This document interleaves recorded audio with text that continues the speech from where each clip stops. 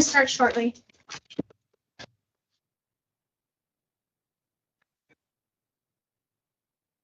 Okay.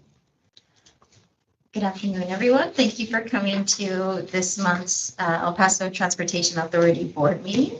I think we have a quorum, so we'll go ahead and call the meeting to order. Yes. And for the first item, Commissioner, if we can do the pledge of allegiance? Yes. Let's do First time do this. Allegiance to the flag of the United States of America and to the republic for which it stands, one nation, under God, indivisible, with liberty and justice for all. Do you have any public comment? Commissioner, we do not have anyone that, there is no one that signed up for a public comment, but we do have some folks here in our audience. If anybody would like to write public comment right now. Okay, no public comment. We'll go ahead and move on to consent agenda. Does anybody have any questions or would anybody like to pull an item off of the consent agenda? Madam Chair, if I just may add, for the agreements that are shown under the consent agenda, I'm asking authorization for the board to authorize us to execute or enter into the agreement subject to legal review and approval. If there are any substantial changes to the agreements, we'll bring those agreements back for the board to review and then consider. Thank you. Any questions? Madam Chair and the board, Eric Rosales, McGagry, Assistant County Attorney for the board as well. We'd also ask if the board would consider it. It doesn't have to be now, but prior to approval of this consent agenda, we'd like to get some legal advice on this. So at the board's discretion, you could make a motion to pull it into executive session pursuant to 551.071 of the Open Meetings Act. That's legal advice with your attorney. And again, you could do that in whatever order you'd like, Chair. We'd ask for that to be able to offer that consultation first. Before we vote on the consent agenda? Yes. And we do have Ms. Teague has raised her hand as well. Okay. Yes. Yes. Yes, this is Donna Teague from the El Paso County Auditor's Office, and I'm speaking for Barbara Parker, the County Auditor. On 4E, we want to make sure that it's understood that 471 agreement can't be used for anything that are county awarded grants. Those have to go under the CFR 200 and the county purchasing requirements. That's for 4E. And for 4F, that this agreement, the funds that are collected on the fare boxes, because they're grants, county grants, need to come back to the county so that we can report them on our report. They cannot be kept at the Rio Grande Council of Governments. I want to preface on 4E. This one is solely for EPATS purchases only, and that I'm working with county purchasing as it relates to the county's participation in the 791 cooperative, which will go before the Commissioner's Court for county purchases only. So 4E is solely for EPATS. For 4F, yes, as explained to the auditor, the funds would go back to the county to be reported as program income until the transit system transitions over to EPATS.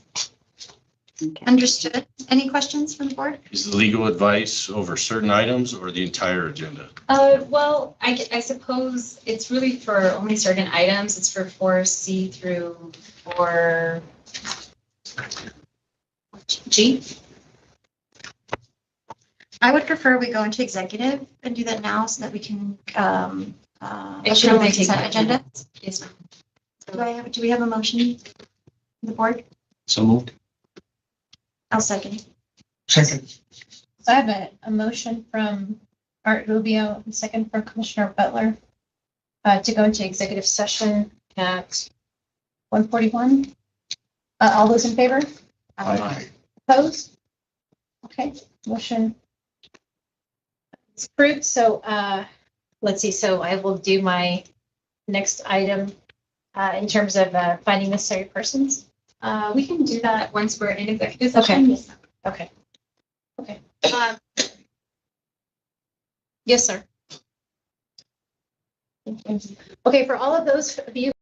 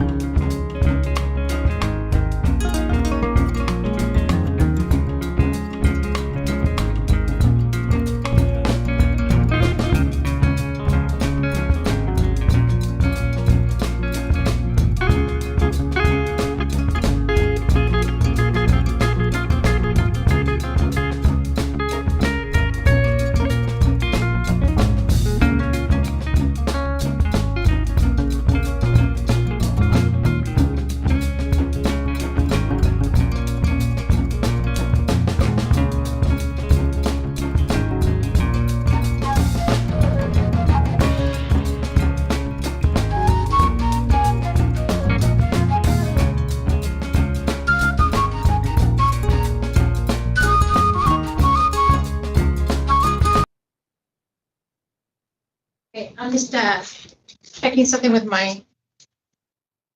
This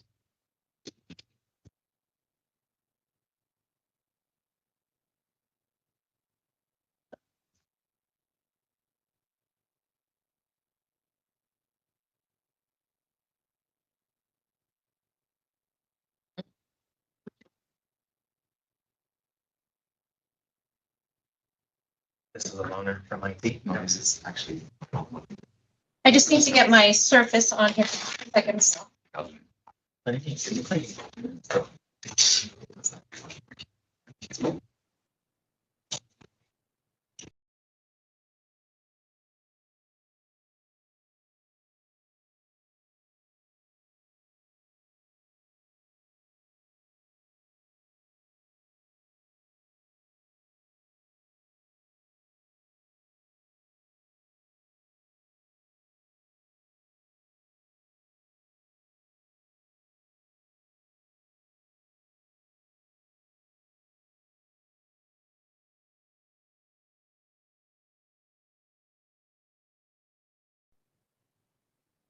Miguel, we're ready to resume.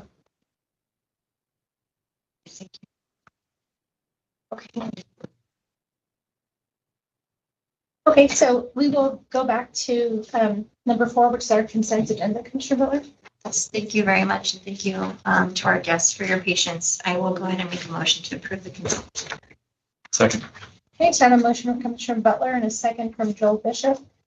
Is there any discussion? All those in favor say aye. Aye. Opposed?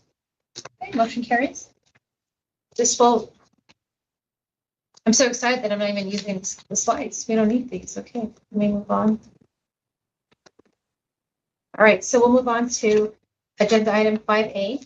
And this is to present a certificate to TransDev's Employee of the Month for July 2025. And this is presented by Mr. Ando, Executive Director. Yes, Madam Chair, members of the board. I have Sylvia from TransDev here to discuss the Employee of the Month for July of 2025. We have wanting to bring this before the board on a monthly basis so we can reward the employees that are operating the ETA transit services for just thanking them for doing a good work and letting them be recognized by this board for their efforts. TransDev has come up with a criteria, which is included on your board packet. And I'll turn it over to Sylvia and Chair Butler to present the award. Everybody. So this is the first time we've done this, and I thought the best person to give this to would be the one that has stood by me the longest. I'm probably going to get emotional, but Mark and I have been working together for 18 years, and we've been through a lot, but Mark is one of our best drivers. He's very dependable. He has great customer service. He's a great team leader to other drivers, to other employees. He gives me a headache every once in a while, but he keeps me on my toes. And I felt that he was most deserving of this, the first award. So this is Marcus Tessa.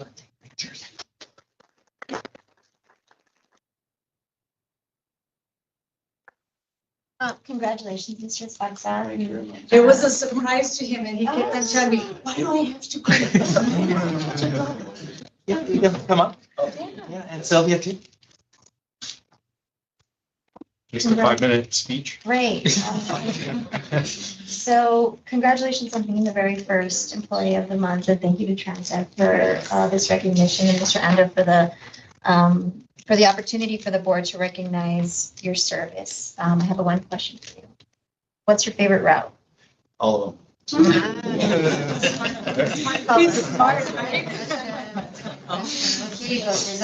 It's an Employee of the Month, July 2025. The certificate is hereby awarded to Marcus Barca. Your outstanding performance, hard work, and dedication is greatly appreciated. Thank you very much.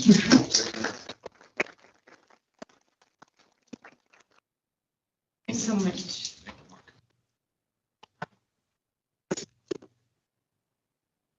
All right, so this will now take us to agenda item 5B. This is to present a recognition to Javier Banales for his service as interim director of transit operations And this will be presented by Commissioner Jackie Butler. Thank you very much, Annette. Thank you to the board. You know, we've talked a lot over the last few months about the outstanding work that Mr. Vanel has provided to us as the interim director of ETA. And we had hoped to present this to you last month as the official transition month, but I know that you were out of town. And so we wanted to formally recognize your service, Mr. Vanel. Thank you. Thank you. On behalf of ETA and El Paso County and the entire board for steering us through a very rewarding transition for El Paso County and the Transit Authority. You know, not everybody could do what you did, which was take an organization that is still taking shape, basically trying to build the plane while it's in the air.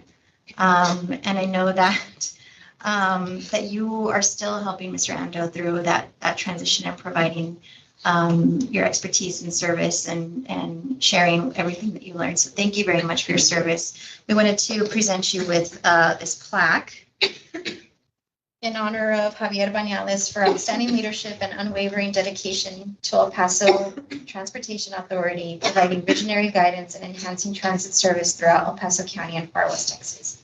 Your commitment has left a lasting impact on the region and its people. From the team. Thank you very much.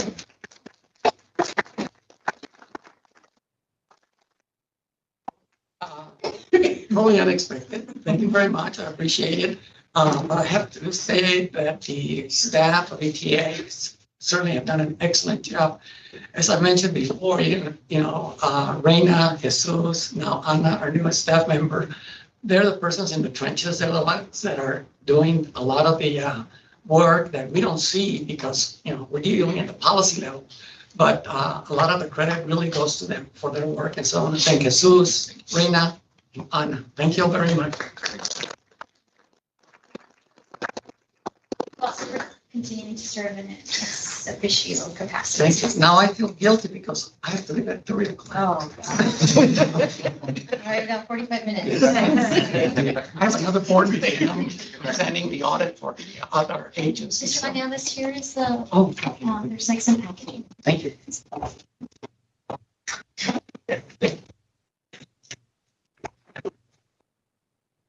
Okay. So I just want to add, Madam Chair and Ms. Gutierrez, if we can defer item 5C to the next board meeting, Mr. Gonzalez is not able to attend today. And would we need to table this agenda item as a motion? Motion to postpone, or you could do a motion to delete as well, depending on what you'd like, Mr. Andrew. If you just want it automatically Postpone. posted. I'll make a motion to postpone item 5C. Second. Okay, so you have a motion from Commissioner Beller and a second from Mr. Rubio. Is there any discussion? All those in favor say aye. Aye. Opposed? All right, motion will carry. This will take us now to 5D, where we will be receiving a presentation regarding Task Order 10 by Texas A&M Transportation Institute regarding options for general public demand response services. And this will be presented by Christina Bune. And Christina, I believe you will take over the screen? Or Kelly? It's actually by Kelly Bloom. Yeah, Okay. I'll be doing the presentation and Okay. and I will share my screen. Thank you, Kelly. And you already had informed me of that. I apologize for making. Oh, no worries. And I just want to preface, as Kelly sets up, this was a study that was commissioned by this board to look at the opportunities of adding general public demand response services throughout the rural areas that are not covered by fixed route public transit right now. So that in theory, we'll have countywide services outside of the city of El Paso. And TTI has studied various options. They're still in the public engagement phase of this. But I do want to preface to the board that should we intend to implement this action, that there's a financial operational implication. And we'll be discussing more about this in the next item. There's opportunities to commingle this with our existing ADA paratransit service, but I just want to make sure the board's aware that there is a financial obligation should we decide to go down this path. All right. Okay, well, thank you very much. So the purpose of my presentation today is to just provide an overview of the preliminary scenarios that we developed for general public demand response transit in the Honor County, or GPDRT. And then I'm happy to take questions at any point in the presentation or at the end, whatever you guys prefer.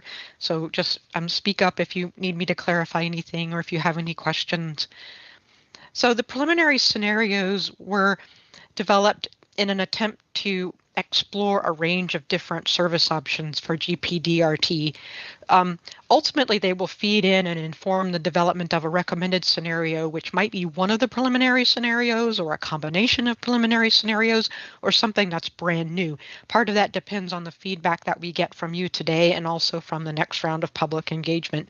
And that's something I'll revisit later in the presentation.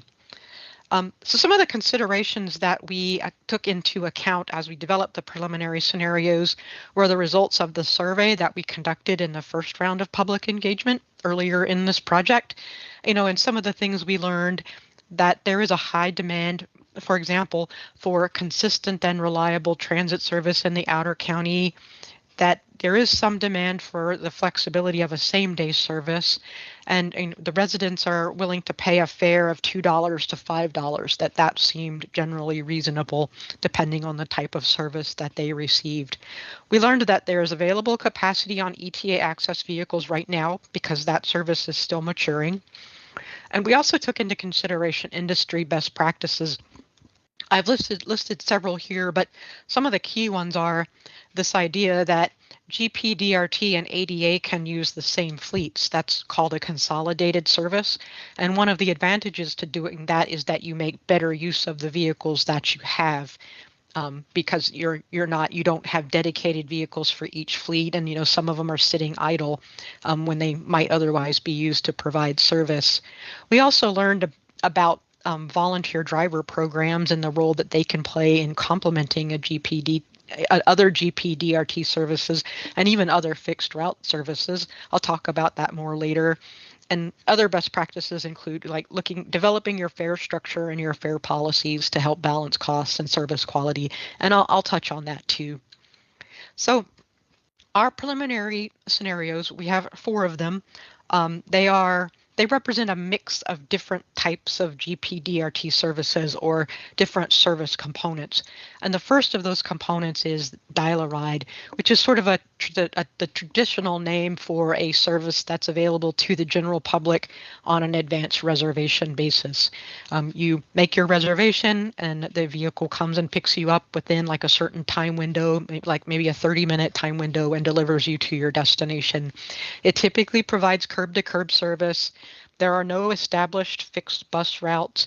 You can set it up so that it operates on it's called a many-to-many basis, where you can pick up people anywhere within the service area and take them anywhere in the service area, or you can operate it in something that's a little bit more structured, which, like, for example, using it to feed into fixed route service at transfer centers. That reflects one of the best practices from the previous slide. It can operate within zones. You may need to have transfers when you reach the transfer centers. So there's a bunch of different ways you can set it up, but generally that's what it is. The second component is microtransit, which in most forms is basically like using service like Uber, Lyft, or a taxi company to provide public transit trips. The big difference between microtransit and those other services is that you are sharing rides with other people. It's not an exclusive ride type service.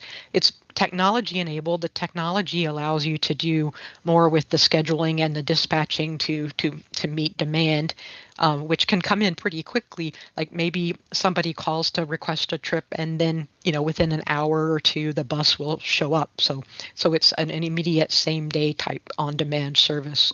It can often is used to support advanced reservations. It can provide curb-to-curb service, or it can serve something called a virtual stop. So that same technology, the scheduling and dispatching software that enables the matching of ride requests to drivers, also can identify locations that may be a block or two off of the rider's actual origin and actual destination, but what would result in savings in terms of minimizing out of direction travel and other things that might contribute to longer trips or higher operating costs. And like general public, or like Dial-A-Ride, it can operate within zones or within communities. You can use dedicated vehicles, or you can share vehicles with other services. You can operate it using in-house staff. It can be contracted out. There's a lot of flexibility. The third component is something called a user-side subsidy program. So a rather long phrase, but it's a service that basically, if you know that there are other transportation providers operating in the study area, like the taxis, the Ubers, the Lyft, Project Amistad, other operators of transportation services, in some cases it's cheaper to subsidize your stakeholders' rides on those other services than to provide, say, a Dial-A-Ride vehicle that would, say, go out into the far reaches of the county to pick them up. So like the cost per trip of Dial-A-Ride generally tends to be relatively high compared to other options.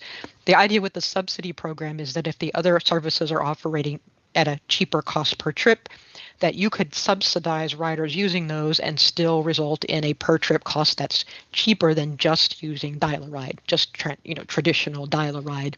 You can adjust the amount of the subsidy to help, manage demand, to manage costs. You can implement other policies on top of it, like limiting the number of trips that an individual can take per month. So you got a lot of flexibility in how you do this. And there's different ways to pay for the trips too, and to implement that or to account for the subsidy. Like you could have a fare card that keeps track of it. You could use paper travel vouchers. There's a bunch of different things. But one of the downsides is that because individuals are receiving exclusive ride trips, at least in most cases, that those would not be reportable to the National Transit Database. The fourth component that we included in our preliminary scenarios was the volunteer driver program, which I mentioned before can be used as a complement or a gap filling type service in a public transportation network. In this case, individuals who volunteer to drive will use their personal vehicles, their cars, their vans, and they are typically compensated by getting their mileage reimbursed, but there's no additional labor cost beyond that. They can provide curb-to-curb service. Sometimes they provide door-to-door service, so they actually help riders get from the vehicle to the door of their destination or from the door of their origin. Some of the downsides are you are relying on volunteers and their availability, so the service coverage area and the days and hours of service really depend on what the volunteer drivers are available for and what they're willing to do. But you can request trips in on an advance reservation basis. You might have same-day service available. You might be able to do service at times when other transit services are not operating, or like, say, on a Sunday, for example. These types of programs, notably are often operated by private and public nonprofit agencies, so like area agencies on aging, those types of organizations. And there are examples of public transit agencies operating them, but that's not the typical way that they're operated.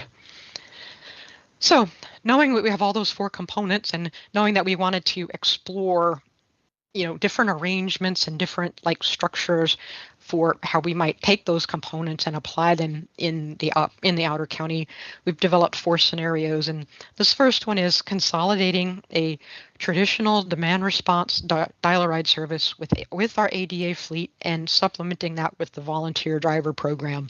So the Dial-A-Ride service, that's the traditional advanced reservation on-demand service in the outer county. We can provide same-day service if there's capacity that's available. This particular service, we assumed that it would feed fixed route service at the transfer center so as to avoid service duplication with anything that Sun Metro is providing, but also to make sure that we're trying to minimize the costs of the service. The key thing here is we're also using excess capacity on the ADA fleet to make this particular scenario work. Then meanwhile, we've got the VDP, which we would focus that on the least dense parts of the outer county, because again, sending a bus out to the far reaches of the county, to the least dense areas of the county, is a pretty expensive operation on a per trip basis. So if we can shift those kinds of trips to a VDP, that can be a much cheaper type of service. And VDPs are known for generally providing a very good level of service quality, at least in the research that we've been doing. Now, some of the advantages of this are that if we have individuals in the outer county who can't use cashless payment options, this is an option that can work for them, which again, that is something that we learned in the surveys as well. This allows us to use the ADA, the ETA access vehicles more efficiently because basically we're taking advantage of times when those vehicles might be not in revenue service or they might be idling. As mentioned, the feeder service reduces service duplication, and you have the VDP that's less expensive per trip. The operator of the VDP program isn't the one that's maintaining the vehicles or owning the vehicles and maintaining them, though it is possible that if you need a wheelchair accessible vehicle, an organization like EPATS might provide that for volunteer drivers to use. And there's different ways to do that. The disadvantages of this option are that dial-a-ride is the most expensive per trip option that we're really talking about here, especially in comparison to fixed route service. If you use the feeder structure, that's going to require transfers, which we would have to work out and which would be our intent to work out as we move forward with the recommended alternative and in developing a detailed service plan. The ADA trips would necessarily be prioritized over the dial-a-ride trips because you do have the legal obligation that the ADA brings. And as I mentioned before, the VDP is only available when and where you have volunteers who are willing to drive. Preliminary option 2 is basically the same thing, except instead of sharing the ADA fleet, we're going to have a dedicated dial-a-ride fleet. Everything else is basically the same. The big differences here are on the advantages side, the dial-a-ride trips would be prioritized because they would be getting their own vehicles. So you wouldn't necessarily have to accommodate your ADA riders first before you can accommodate your dial-a-ride riders. On the disadvantages side, you would have to acquire those vehicles from somewhere, and it is a less efficient use of vehicles than if you were to consolidate the dial-a-ride and ADA fleets. The third option is microtransit, dial-a-ride, and a VDP, so a little bit of just about everything. The idea being that microtransit would be operated in areas where you have adequate demand density to sustain it. So it wouldn't be like a county-wide thing, but there might be specific parts of the outer county where it makes sense to look at it. And we've got an analysis following up later in this presentation that talks about that in more detail. So where you're not providing microtransit, though, we're talking about basically providing what we proposed in preliminary scenario number 1, which is the traditional dial-a-ride in the rest of the outer county using the ADA fleet to as a consolidated fleet, and then supplementing that with a volunteer driver program. So the advantages here are that your microtransit is really targeted towards providing same-day trips. It gives you additional capacity.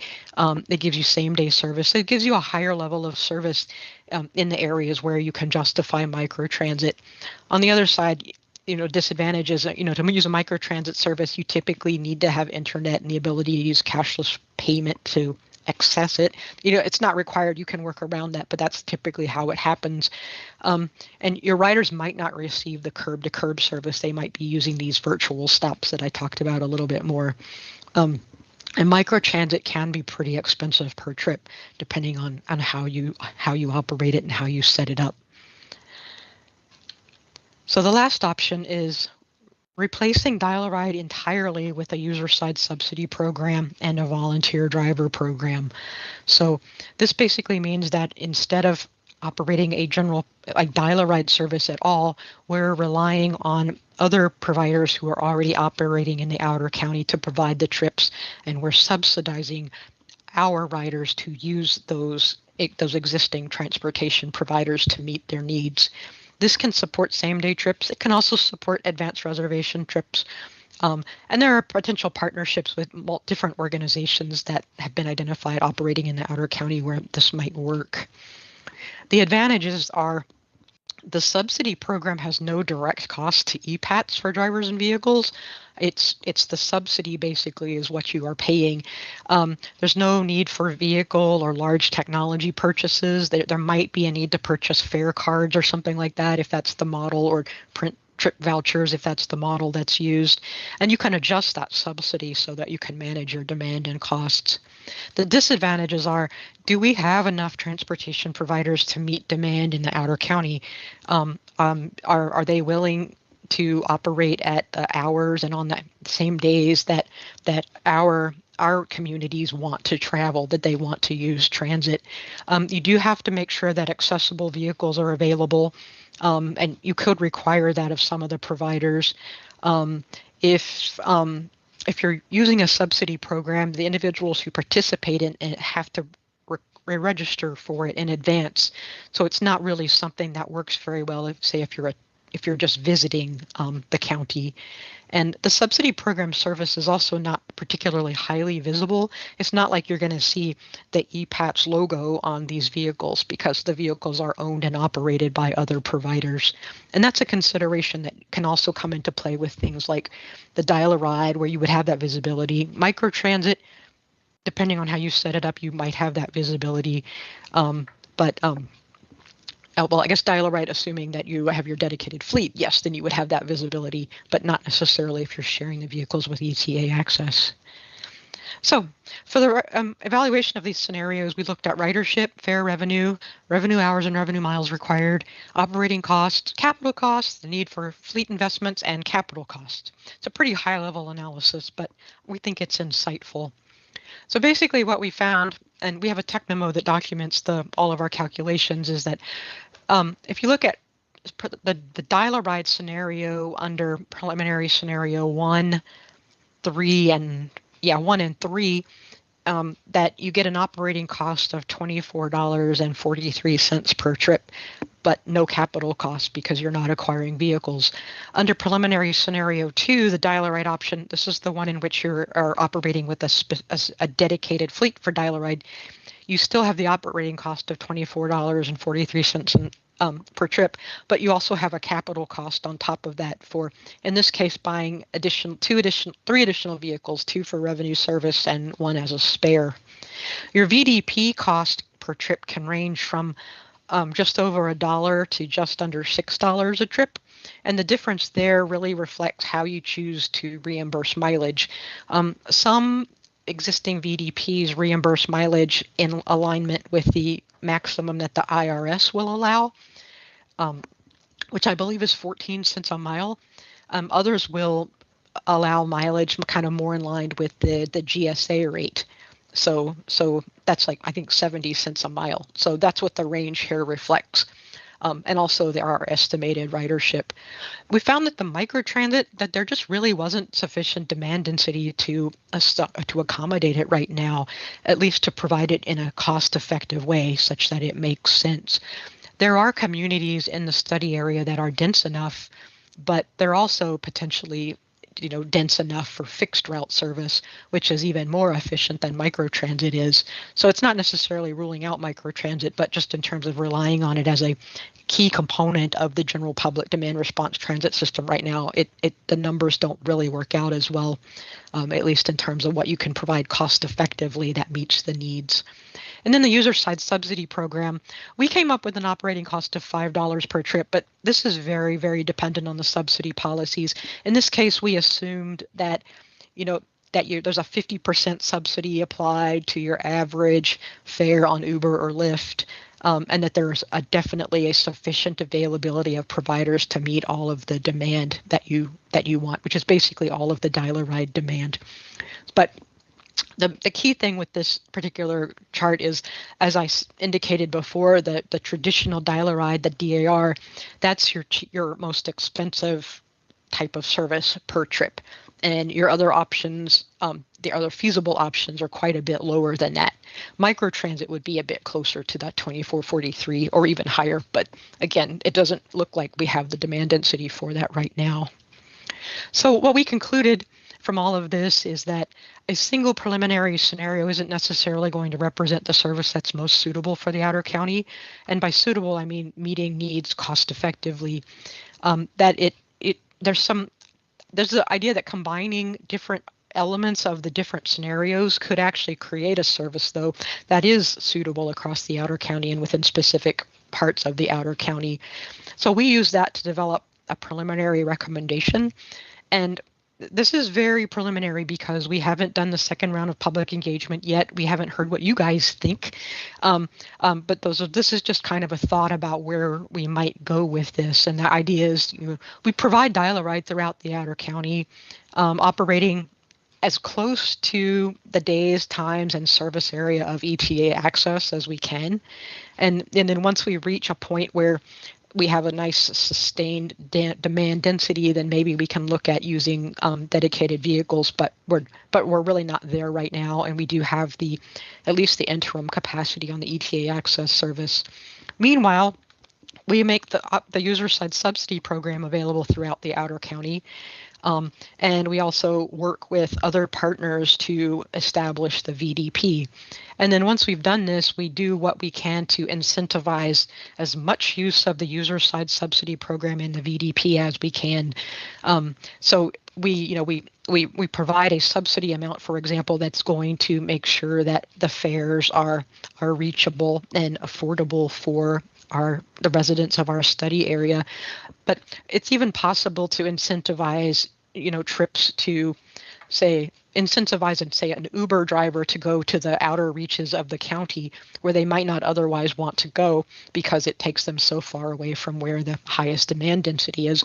But if we have subsidized, these longer trips, we could still actually provide a service that on a cost per trip basis is still cheaper than dial-a-ride.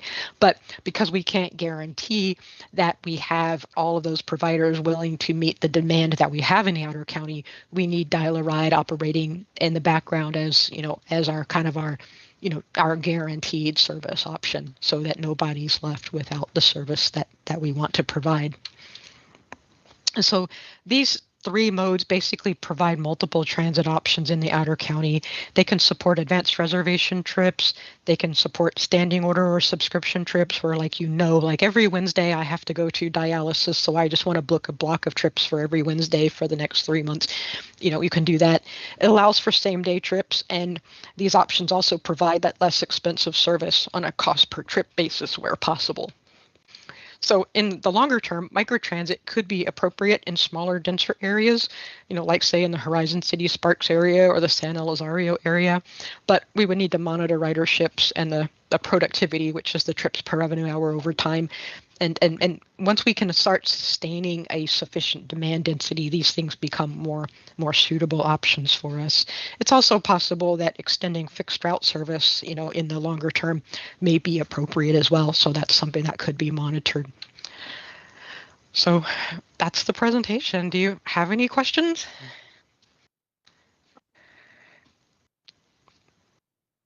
I have a couple of questions. I saw the numbers. Sorry if you may have explained this and I missed it, but how did you get those estimates on how many would use it in the county? Oh, yeah, we used different approaches for different types of DRT service. So going back to our existing conditions memo, we had ridership forecasts in there. Going back to the phase 2 study that was conducted a few years ago, we had ridership forecasts in that. And we also kind of looked at a revised and sort of updated version of a peer analysis to come up with trip generation rates as well for communities that have similar dial-a-ride services from what we're envisioning. So we used all three of those things to come up with numbers for the dial-a-ride side. There's research available. It's limited on the trips that could be generated to be supported by a volunteer driver program. So we made use of that from the research. It's pretty high level. And then we also made the assumptions for the user side subsidy program that basically we're still working with the same level of demand as we would have for dial-a-ride. But they would be using the other transportation providers instead of the EPATS vehicles. So it's a little complicated. And maybe John can answer this, but I know we heard about what Socorro was implemented. Is there like some similarities with some of these models and could we use data? Or are they reporting any data on user demand and Socorro? And we haven't heard any data on user demand for Coro. We did ride the service and got an experience Right. of how it feels. But yes, some of these models could be applied in other jurisdictions here in the county. We've already heard from one of the jurisdictions, San Rosario, that is interested in us implementing a service like this. Okay. Thank you. I have a question for Mr. Ando. Do you have experience? Have you ever worked with a volunteer driver program? Seems like the financial incentive for just mileage reimbursement is that an incentive to get enough pool of potential drivers and then maintaining who's responsible for overseeing these volunteers, that whole operational aspect? Yes, I have experience in launching programs like this. Actually, was in the process of launching one in Reading. And I did so in several other rural communities that I've worked at in the past. Particularly how we've done mileage or volunteer programs is we've done it as a mileage reimbursement basis. And how that works is basically once a user's determined eligible, we let them find a friend, find a driver, find whomever, have them drive them to their destination within a particular service area. They fill out a log. They report the number of miles they traveled, and then we would reimburse them at the IRS rate. And then we pay the user that amount with the expectation that they pay their volunteer. And we do it in that manner to just get out of the business of having to recruit driver volunteers, get out of the exposure of potential risk if we have these volunteers and they get in an accident in transporting. So I've always felt the mileage reimbursement approach is a little more easier to manage than actually having a pool of volunteers, trading them to our standards, and sending them out to do transportation trips on behalf of the authority. You said you paid the user? We paid the user because then we're not like in a relationship with the driver. And 9 times out of 10, the user will give that money to their driver that they selected, because they're the ones that help get them to that quality of life opportunity.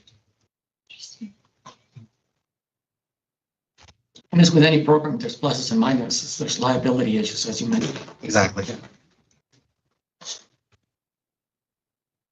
I'm thinking about when I think of outer county, community that I'm trying to figure out how we get transit services to is Waco Tanks. I'm sorry. Waco Tanks. Waco Tanks? Okay. It's probably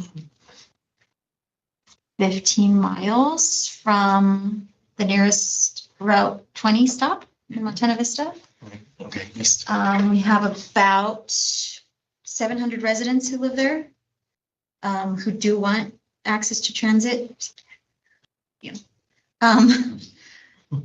So what would either Ms. Bloom or Mr. Ando, what do you see potential for any of these scenarios for that kind of community?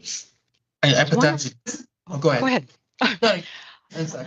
I was going to say that's one area where we thought the volunteer driver program might be very nice, because there are definitely areas within the county where having an automobile and using an automobile-based model to provide transit service makes a lot of sense. And these far outlying areas that are very far from fixed route transit service are those kinds of areas. Yeah, and I would concur that either or. I mean, volunteer would probably, like a mileage reimbursement might be the best start. But should we, like, let's say we commingle ADA paratransit with general public dial-a-ride, ADA paratransit will be first priority. But if we did get trips from that area, potentially we could group those trips together, bring them into town, and then take them back out at a later time. Okay. During that day. I would say from a financial standpoint, that commingling would be the most affordable to the members, because we won't necessarily have to add vehicles, and we're filling in excess capacity that's already been budgeted in the existing financial plan. If we elect to segregate and run a separate general public dial-a-ride service, there's going to be additional costs. Commingling with ADA paratransit. Yes, the commingling would be minimal costs, Mhm. but a separate service, separate vans, separate drivers would result in additional cost and probably lower productivity. But the ADA takes priority. The ADA will take priority. And the user side subsidy program could operate in that scenario as well. Again, somebody who drives for Uber or Lyft may not otherwise want to be positioning themselves that far away from the more developed and more dense areas of the county. But the difference between the cost per trip is potentially so much that we could, again, offer them like an additional incentive to say an additional $10 or $15 per trip, for example, to go to the outer county and serve these trips. And that would still be cheaper on a per trip basis than using the dial-a-ride vehicles. Lots of options. Any other information? Anything to do it at this point. This is just really information only. Once the plan has been solidified, we'll be asking direction from this board on how they would like to pursue an implementation. And we'll have cost information as it relates to if there's increases in local match and federal share in order to launch this program. And Okay, this you would want to be- ask something? Yeah, I want to Yeah, ask yeah, go something. Is there like an incentive? Like if I want to volunteer, it's not just gas, right? It's also maintenance. Is that something is there going to be an incentive for me to volunteer? Like if I volunteer from Waco Tanks to be bringing in people, I want to make sure that my car is taken care of too. So is that something that instead of a tax rate and the GSA rate, we come into an agreement in between that if you're going to be using your vehicle, here's the cost for your maintenance? I haven't seen volunteer transportation programs that operate in that manner. They generally like to operate in the manner of mileage reimbursement because really the agencies striving to be hands-off. Now, there are cases where some agencies have actually procured vehicles. They recruit a pool of volunteers. You have a volunteer coordinator. They'll drive agency vehicles. They never have to worry about that. I did do a similar approach earlier in my career where we actually provided a city-owned minivan contracted with a local church. They basically provided the transportation. We paid them a fixed subsidy, but then we were responsible as the city in the maintenance of that van. So that's another approach too. But the mileage is intended to cover fuel and maintenance. The mileage is Right. intended, yeah. That's what I was gonna do. But I'm a little squishy on understanding how reliable that system is. And so maybe if the board were gonna seriously consider it, we should probably get a little bit more, understanding of how it would work with incentive to become a volunteer, how that transaction occurs. It seems to me if we're paying the user, it's easier for us, but does the user ever just pocket that money? Oh, yeah. Yeah, Basically, we have no idea what the user does with the funds, yeah. but experience and surveys, like when we've surveyed the users and we've asked them to tell us who your drivers were and we surveyed them, 9 times out of 10, the driver's getting the funds from the user because they're grateful that the driver was able to be available to make that transportation for them. It's usually a friend or family or It's gonna be neighbor. a friend, family, or neighbor, exactly, church member. And that's Trusted probably person. be about 3 months before we get a final recommendation. When do you anticipate the final recommendation? Well, that's a great segue to the next step slide. So we're thinking we'll be finalizing the preliminary scenarios memo this month. We'll be conducting our round 2 outreach next month, and then coming up from that with your input and with the input from the public on sort of this recommended scenario and then developing a service plan in November. So that's the timeline we're working with right now. So November in short. Any other questions, comments from the board? If I may, just as an offer, if that's something that you all want to look at seriously, perhaps through the area agency on aging, to find a cohort to pilot. So just wanted to make that offer. That's a great idea. That's awesome, yeah. All right, thank you very much. Thank So you. much. And also, if I might, Madam Chairman, going back to Carl's question, if there's an interest in board members, say, getting a presentation like on a committee or a subcommittee, so that and more detailed presentations to be presented. Is that possible? I think so. I think we can request So that that. it would be, we would drill down just on this a lot more, as Carl mentioned, because sometimes at the board meetings, we may not have enough time to drill down and discuss some of these various options. Yeah. So that's just a thought. Okay, that makes sense. Okay, well then, we'll now move on to item 5E, where we will be receiving a presentation from the Camino Real Regional Mobile Authority regarding the passenger amenities project and the future transit operations and maintenance facility project. This will be presented by Mr. Raymond Diaz, the Executive Director of the Camino Real Authority. So, And I do just also want to let the board know that I do intend to bring project updates on these two projects over the course of the year, just so that board is fully apprised of how these projects are coming along. Thank you, Raymond, for being here with us. Happy to be here. Good afternoon. My name is Raymond Diaz. I'm the Executive Director of the Camino Real Regional Mobility Authority. And I think, Annette, you're flipping slides. yes, I'm just going to fix this real quick to make sure. I was trying to make it bigger, but it's not doing that. Okay. Yes, sir. I will move it. So I was asked by Mr. Ando to speak on a couple of projects. Let's go ahead to the next slide. Okay. And this is, incidentally, I've shared this with Annette, so this is available to you all should you want to review any of it. So we're ultimately going to talk about two separate projects. But before we get there, for those that I haven't met before, I do work for the Regional Mobility Authority. We're a local governmental entity that is focused on the development of transportation projects in the region. And we partner with any and all governmental entities in the region, everyone from the town of Clint all the way up to TxDOT and everybody in between. So we've developed all types of mobility projects, including roadways, rail, aviation, and transit projects. So I will mention the two projects that I'm here to brief you all on: the Transit Operations and Maintenance Facility, and also the countywide passenger shelters project. So let's go to the next slide. We'll get into the transit facility project. So some time ago, El Paso County asked the Regional Mobility Authority to support an effort where they were looking to develop a new transit maintenance and operations facility. So in late 2023, we entered into an interlocal agreement with the county, whereby they asked us to provide some preliminary right-of-way acquisition services. So we were asked to identify a location for the proposed maintenance facility, and then do the preliminary acquisition activities, ultimately acquire the facility. And then in early 2024, we amended the interlocal agreement to increase the scope so that we would provide essentially a needs assessment study, so that the county would know exactly what type of facility they needed, how large did it need to be, how many office units would they need, that sort of thing. So that was a second task within the original interlocal agreement that we then began for them as well. And that, of course, would feed into that third piece, which later in 2024, we amended the interlocal agreement again to begin the design services for the project. And that design services is really just one of the initial phases.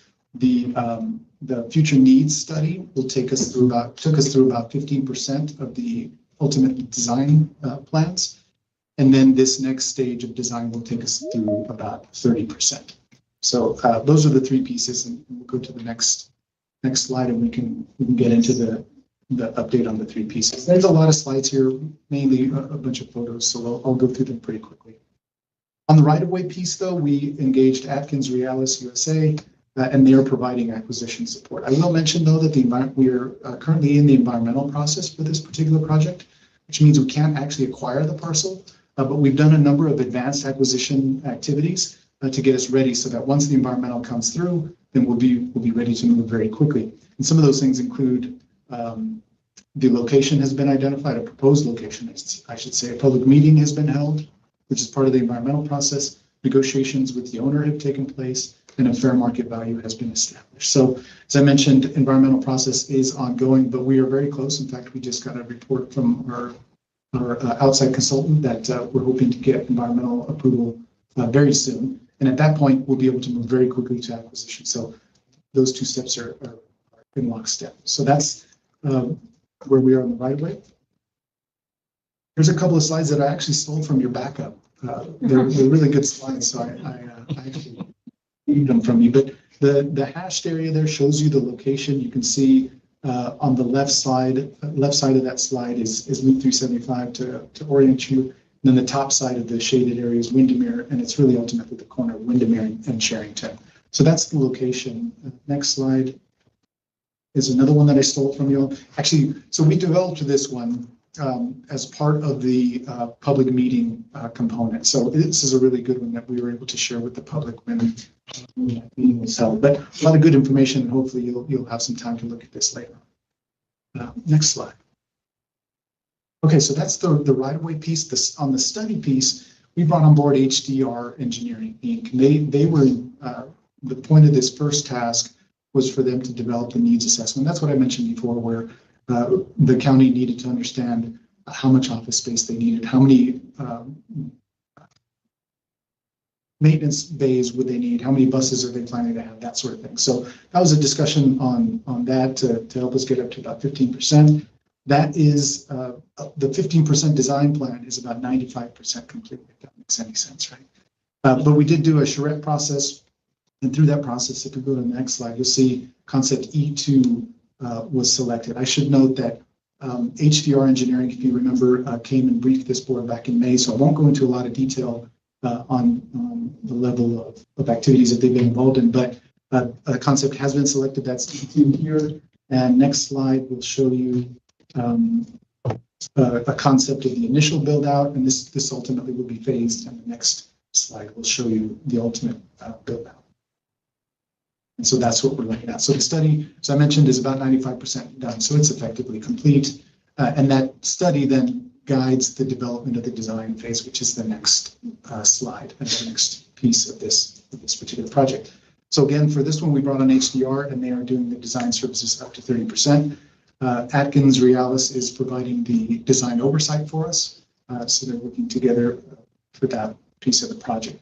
The amendment that we've entered, that we've got to advance from the 15% up to the 30% was approved by our board last week. And so we're pending execution of those amendments, and those should be done soon. We think it's going to take about 4 months to get through 30%. So that'll be here before we know it. So those are the three pieces. If you go to the next slide, I think so we moved on to the next project. Stop me along the way if you have any questions, but ultimately that's the status of the initial project, the transit facility project. I do have a question, Raymond. Yes, ma'am. I attended the public meeting in June. Do we know if there were any modifications to the design based on public input from that meeting? I do not believe so. No, ma'am, there were not. There were a lot of members of the neighborhood adjacent to the proposed site that were concerned about noise and just disruption to the neighborhood across the street from Windermere. So I don't know what kind of comments they submitted, but I just want to make sure that those were taken into account. Yes, ma'am, definitely. In fact, part of the environmental process requires a noise study and associated reviews. So all of that has been accounted for. And I don't recall any specific comments received. I'm getting confirmation there that we didn't receive any comments in that regard that required adjustments or anything. Okay, thank you. Okay, so that's the maintenance and operations facility project. That's the latest. This is the passenger shelter project. The other project we're developing to support you all. This one has got a bit of a history on it. El Paso County initially brought on TTI, Texas Transportation Institute from Texas A&M, and they developed a study to identify the type, the number, and the proposed placement of future bus stops for this system. And so that study was then used. We brought on board Gannett Fleming, an engineering group, to take that information and actually develop the plans for the bus stops that make up this particular project, the countywide passenger shelters project. So that's the design activities are complete, and we've actually selected a construction contractor for those. And we'll get into the details. This second paragraph here, I think, is an important one because one of the value points of this particular study or project, I should say, is that this supports your move from a flag system to an actual fixed bus stop location system. So I think this is a big step forward for you all. I will mention too, yes, please go ahead. I will mention too that we actually helped design and implement several bus stops for you all before. There was a prior project that was fully funded by County General Fund, and you'll see an example of one of the bus stops there in the photo here. On the right side, it's hard to tell, but that's a map of your route system and then a listing of each of the different proposed amenities. And we'll get into those details here next slide. So when I talk about the shelter project, it actually includes 3 different types of shelters, and they're all identified here. There's 3 categories. The first category is the most intense. Those are the ones that include the placement of a concrete platform, sidewalk, the actual shelter with solar powered lighting, bench, trash receptacles, bike rack, and a bus stop. So that's a really fully built out bus stop. Of that category, there are 22 locations identified under this particular project. Then you get into a less intensive approach, which is category 2. We've got 34 of those bus stops included in this particular project. And that is down to the concrete platform, the sidewalks, the bench, and the bus stop sign. And then the last category 3 has construction of 53 different stops, but those are literally just the signs. And in certain instances, you'll have some sidewalks leading up to those bus stops, or I should say the bus stop signs. So those are the 3 types of categories under this project. Next slide, please. Now these slides will look familiar because I thieved these from your backup as well. This is a really good way that the county has identified, right? I should say the ETA has identified of breaking out these different types of bus stops, the categories, I should say. So that category number 1, that really intensive one, is the top left. And of course, number 2 and 3 are down on the bottom right. Next slide. Okay, so this project, as I mentioned, we put it out on the street, and we've actually recently awarded to Hawk Construction for the complete construction of each of those categories in the numbers that were identified in the prior slides. I know that that's a topic for discussion for you all later. We can adjust these, but we have awarded to construct the Hawk Construction. We are intending to have a pre-construction meeting later this week, I think tomorrow actually. We've also got a start date anticipated to be sometime in September next month, and we should take about 10 months to complete this project, which would have those bus stops up in summer 2026. Now, you see the total amount of award for construction activity only is $2.2 million, and then you see the breakout by category. So we've got $1.4 million going to the more intense category 1. We've got just under $700,000 going to the category 2 stops, and 142 going to category 3. We've had some initial discussions with Mr. Ando about potentially moving some of these around and adjusting those, so that if we're going to do that, we'll need to do that fairly quickly because we've got pre-construction meeting starting tomorrow, but that's certainly a possibility. So that's the award detail on this project. That's what I have for you. So happy to answer any questions, but that's the status of these 2 particular projects that we're helping to support you all on. Sorry if you mentioned it, Raymond, but on the shelters, some of them are constructed already? Yes, ma'am. Under a prior project that we had with the El Paso County directly, we used county general funds to install, I want to say 5. Edgar, is that right? Did we install? 9. Oh, 9? Yeah, I thought there was several of them. Is that included in the 22? Or These are all- 22 are separate? These are all new. Yes, ma'am. The categories and the numbers identified in this slide, in this PowerPoint are brand new. Okay. So that's in addition to. However, you all have asked us to rebrand the original ones with new colors and that sort of thing. So they will fold into the current vision. First person. Mr. Tiz, are there any plans to, I guess, modify the locations of the existing ones already? I don't believe so, but that's certainly up for discussion if there's a location that's not appropriate. And I don't have plans per se on what's already been constructed. However, as it relates to what is proposed, when we go into our next item, there's opportunity for ones that we're not going to if the board opts to not want to do some of the routes at this point, there's opportunity to move some of those to other locations. Where One of the reasons I asked is because the construction that's going on Horizon and Darrington, right? So the construction on Horizon Boulevard kind of changed the configuration of the streets a little bit. So the shelter that's there may not be optimal anymore because of the traffic that's over there now. So I'm not sure if that would be an opportunity. that'll be, yeah, definitely want to make sure we move that to an optimal location. Is that where that we could work with you Yes. on that? Of course. Absolutely. And that's the We'll need one- to- We'll need to advance that pretty quickly though. And that's the one next to Town Hall that I saw Correct. 2 days ago, or yesterday. Yeah, because I think you would need like a diesel lane or something to like kind of stop, because I'm stopping right there would kind of be, I think, an issue. Right in front of, or right next to the shelter that's there. Okay. Maybe too fast. Sure, we can look at all of it. Yes, sir.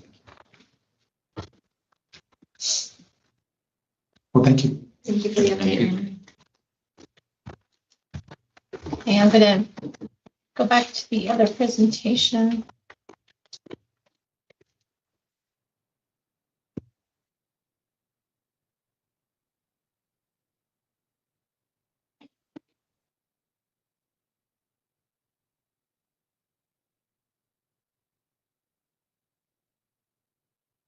So we are now on bike path. And this is to review and provide direction to staff regarding transit services levels, fleet size, and future expansion by Mr. Ando, Executive Director. I just wanted to make a few comments before before turning this over to Mr. Ando, who has just given me a brief review of what he wants to talk about today. But, you know, we've been, as an organization in a very aggressive growth mode, right? Building shelters, applying for grants, acquiring grants, getting as much as we can to establish ourselves as ETA over the last several years, and it's all very impressive. We had a conversation, obviously, the county has a tight budget this year, and I know that most of our organizations are going through some tough budgeting struggles. The discussion we've had at Commissioners Court is just to do what we can to manage growth, right? Because that's kind of led us to having tighter budgets, is particularly growth that, you know, from grants we received during COVID that then we absorb functions of. And so in having conversations with Mr. Ando about the growth that ETA has experienced and all the grants we've been awarded, making sure that that's manageable over the long term. So that's kind of my perspective on this conversation. I'll hand it over to you. Thank you, Madam Chair, members of the board. So today I'd just like to get some clear direction from this board, from myself and staff, on what direction does ETA want to go, at least for the next year and the next fiscal year, as relates to service, our fleet size, our capital needs to support the transit system. I'm on page 255 of the board packet. Some changes. So we've been going through studies with the Texas Transportation Institute for some time now. They've proposed recommendations. We've done public outreach, pre-pandemic, post-pandemic, on what should transit services look like outside of the city of El Paso. And staff has been aggressive in getting grants, as the chair mentioned, getting funding and launching restructured services to make transit easier to use outside of the city limits. We still have changes that have yet to be implemented that are basically the next phase, and I'm seeking some direction from this board on if there's a desire to move forward with those changes, or if we need to hold on those changes until things change into the future. Those changes include restructuring Route 10 to only serve Anthony and Vinton with Sunday service, adding a new Route 11 to serve Westway in the unincorporated El Paso County area, restructuring Route 20 to only serve Homestead Meadows South, adding a new Route 21 to serve Homestead Meadows North, adding Sunday service to Route 40, adding a 40 express route to Fabens and Tonatilo to the Mission Valley Transit Center and serve deeper into Tonatilo, adding a new restructured Route 84, which would be operated by Transdev to serve North Loop Road through Socorro to San Nazario and Clint.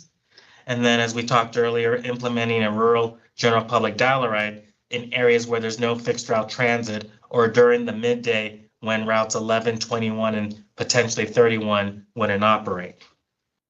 It should be prefaced that if we add these routes, we are going to require additional federal funding, whether it comes through TxDOT on the rural side, or as you're aware, we're working with Sun Metro to start getting urbanized funding and getting that through the urban side, because all of these routes, with the exception of a portion of Route 21, would be in the urbanized boundaries and not in the rural area.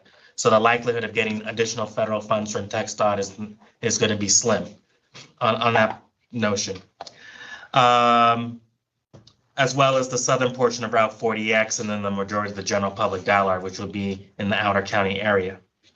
And real quick, that Route 21 at Homestead Meadows North, that's the Waco Tanks area, or is that different? No, it's different. Commissioner Miller, if I may, I'm so sorry, Mr. Ando. Molly has to leave at 3:30. Oh, okay. And so I don't know if it's at all possible to read in 5N, provide a brief update on the Access Advisory Committee. Maybe you can come back to this agenda item. If not, we'll have to table Molly for the next meeting. I'm fine with stopping, Madam Chair, if you want to take Molly's really quickly. Okay, yeah, we can do that. Okay. Thank you. So I'll just read in 5N. This is to receive a report from the Access Advisory Committee Chair Molly Science regarding the activities that have been conducted by the committee this past fiscal year.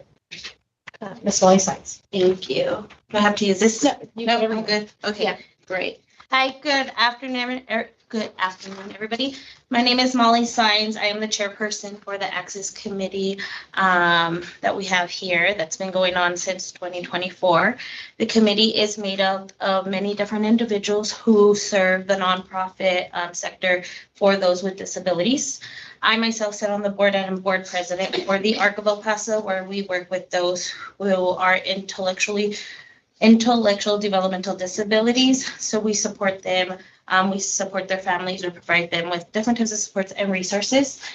We also have people on our committee who are part of the Villar Center for Independent Living, Desert Adapt, the Area Agency for Aging, the El Paso Vibe, and then we also have a representative from the El Paso Community College Center for Students with Disabilities, and we have a rep from Clint ISD Special Education Department. So our committee also has 2 public members who must live in the county in order to be part of our committee, which actually one of the chairs is actually open. So we are working with Mr. Andu and his team to be able to get that information out to the county so we can get a representative to sit on board for that. We also have a subcommittee that determines the process for reviewing applications and recommendations for the ETA board in order to be able to appoint a public member. So that's what we are currently doing at the moment. Let's see. Many of us have helped to organize the public meetings that we were holding last year before the system started working. We had some at the El Paso Community College off of Mission and off of Artcraft, correct? We also had one in Clint. So many of us organized those. We were there to answer any questions and to help with the discussions that were being taken during that time. We all do share all the information that we receive from the ETA team as well on our private social medias or inside of our offices, whether we do exhibitor tables, stuff like that. We always have pamphlets for the ETA. Villar Center for Independent Living, that is one location where people can go and register to be able to be part of the system. So we always continue to advocate for the ETA. So really quick, so I don't keep you guys, and we do have a couple of terms for our members that are coming up.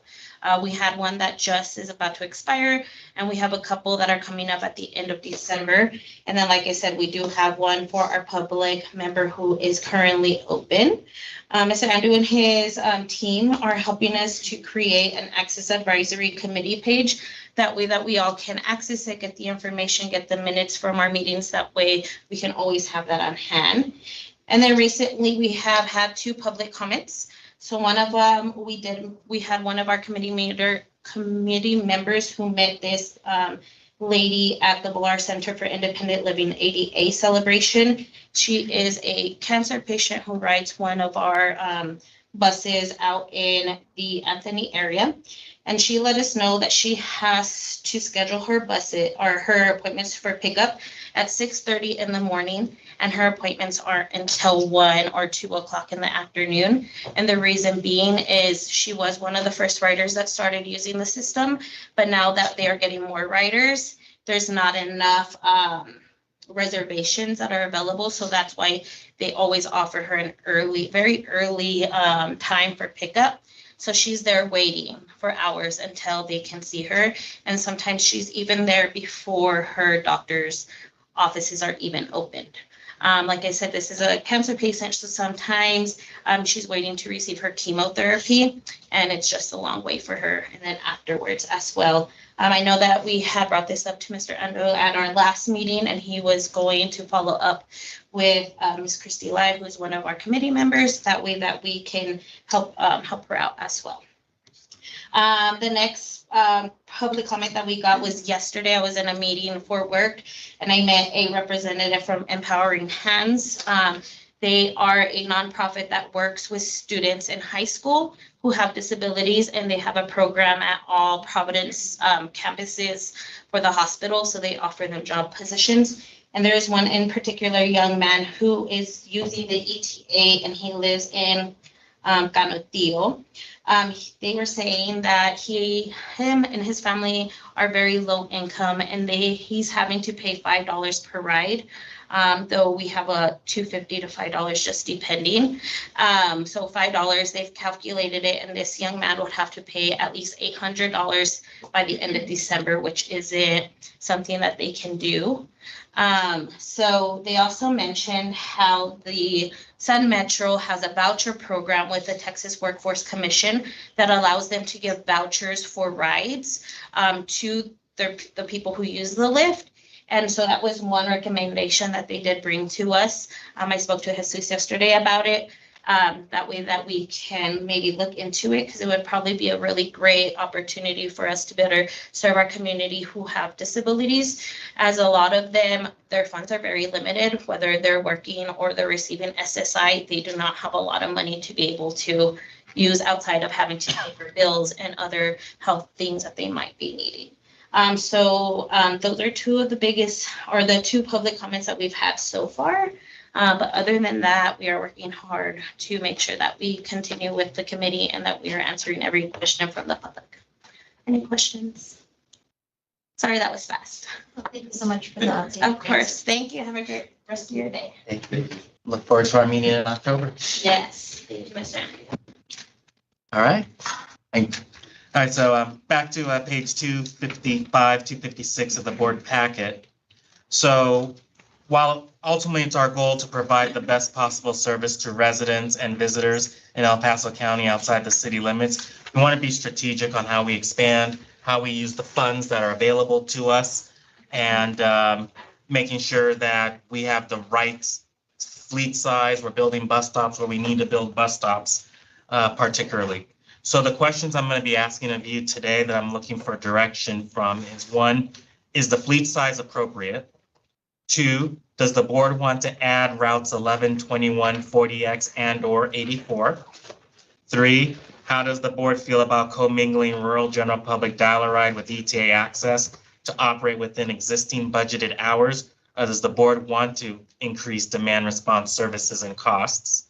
And then 4, is the member agencies prepared to contribute additional local contributions to implement these additional routes and services? So I'm going to start with the fleet. Page let's see, we'll probably bounce a bit, and I apologize, but it's.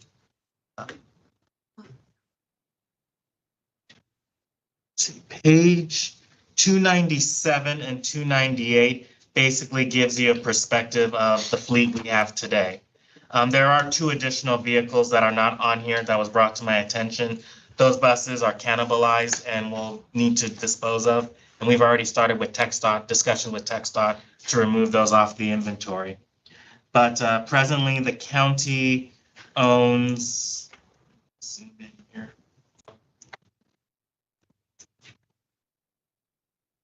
Owns 26 fixed route buses. And right now, and we're still doing an operational analysis to verify this, but right now we need 11 buses at peak to operate. So that basically leaves us with a spare ratio of close to 136%. 136%. We have buses on order. We have 4 electric buses and 7 CNG buses coming. Absent us not doing anything with the fleet, our fleet size will become 37 buses. Absent us not expanding the system, we'll have basically a spare ratio of 236%. If we add 11 and 21 to the system and still kept 37 buses, our spare ratio will drop to 147%. And if we added all of the routes that are proposed for expansion, our spare ratio will drop to 106%. FTA, even though for fleet sizes 50 or larger, they recommend basically a maximum of 20%. If you're under 50, a fleet size of 50, you can have more than 20%, but it needs to be reasonable. And there's no way, especially if we're going to start using urban funds, there's no way we can quantify a spare ratio of anything close to 100%. That's basically a spare bus for every bus that operates in service. So we have to bring our fleet size down to a more manageable level, which potentially means that we will have to return buses back to TxDOT so that they can reallocate those buses to other transit systems that they manage. Mr. Ando, I have a couple of questions. Yes. I'm not familiar with the term spare ratio, so I appreciate the background information. I mean, these were granted to us through TxDOT. Correct. So were they not aware of the spare ratio that we had, or they just don't take that into consideration when we're applying for grants? I can't speak to their processes since I'm still learning TxDOT's rules and procedures, but I know it was since there was direction in the past about following the studies and going through the expansion, staff was active in getting grants to ensure that we had buses to run the expanded services and buses also to replace. And working with Jesus particularly, we're going through to identify buses that, and TxDOT, I should say, buses that we can instantly surplus now that we are in the process of getting 11 new vehicles. Are there penalties from FTA or TxDOT for having too high of spare ratio? I can't necessarily say with TxDOT, since with rural funds, the application of policies and procedures are different than in the case of urban funds. However, once we start using urban funds, we will go through what is called a triennial review every 3 years.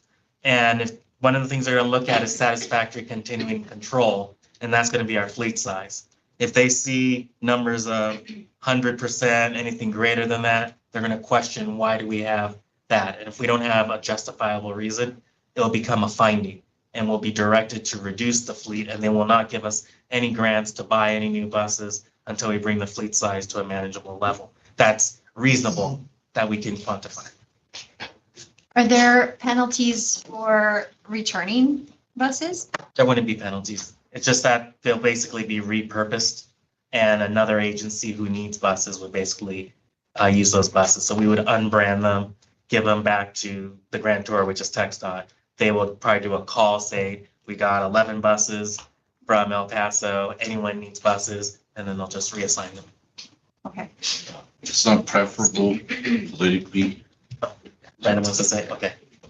Of course. Did any of the purchases through the grants, usually they'll specify, because you mentioned there's potential for expansion where the vehicles would have made sense, but often they say, to the point you asked, are they tracking the spare ratio? A lot of times you're buying new ones to decommission old ones. Correct. But that's usually conditional on the grant. So I don't know how many that were purchased referenced decommissioning a certain number. Right now, the 7 that we are obtaining, the grant application state expansion. Now, I have asked TxDOT, could we change that to replacement? And they said, yes, we can. Yeah. So, Rena, I believe wanted to add some comments, if that's okay.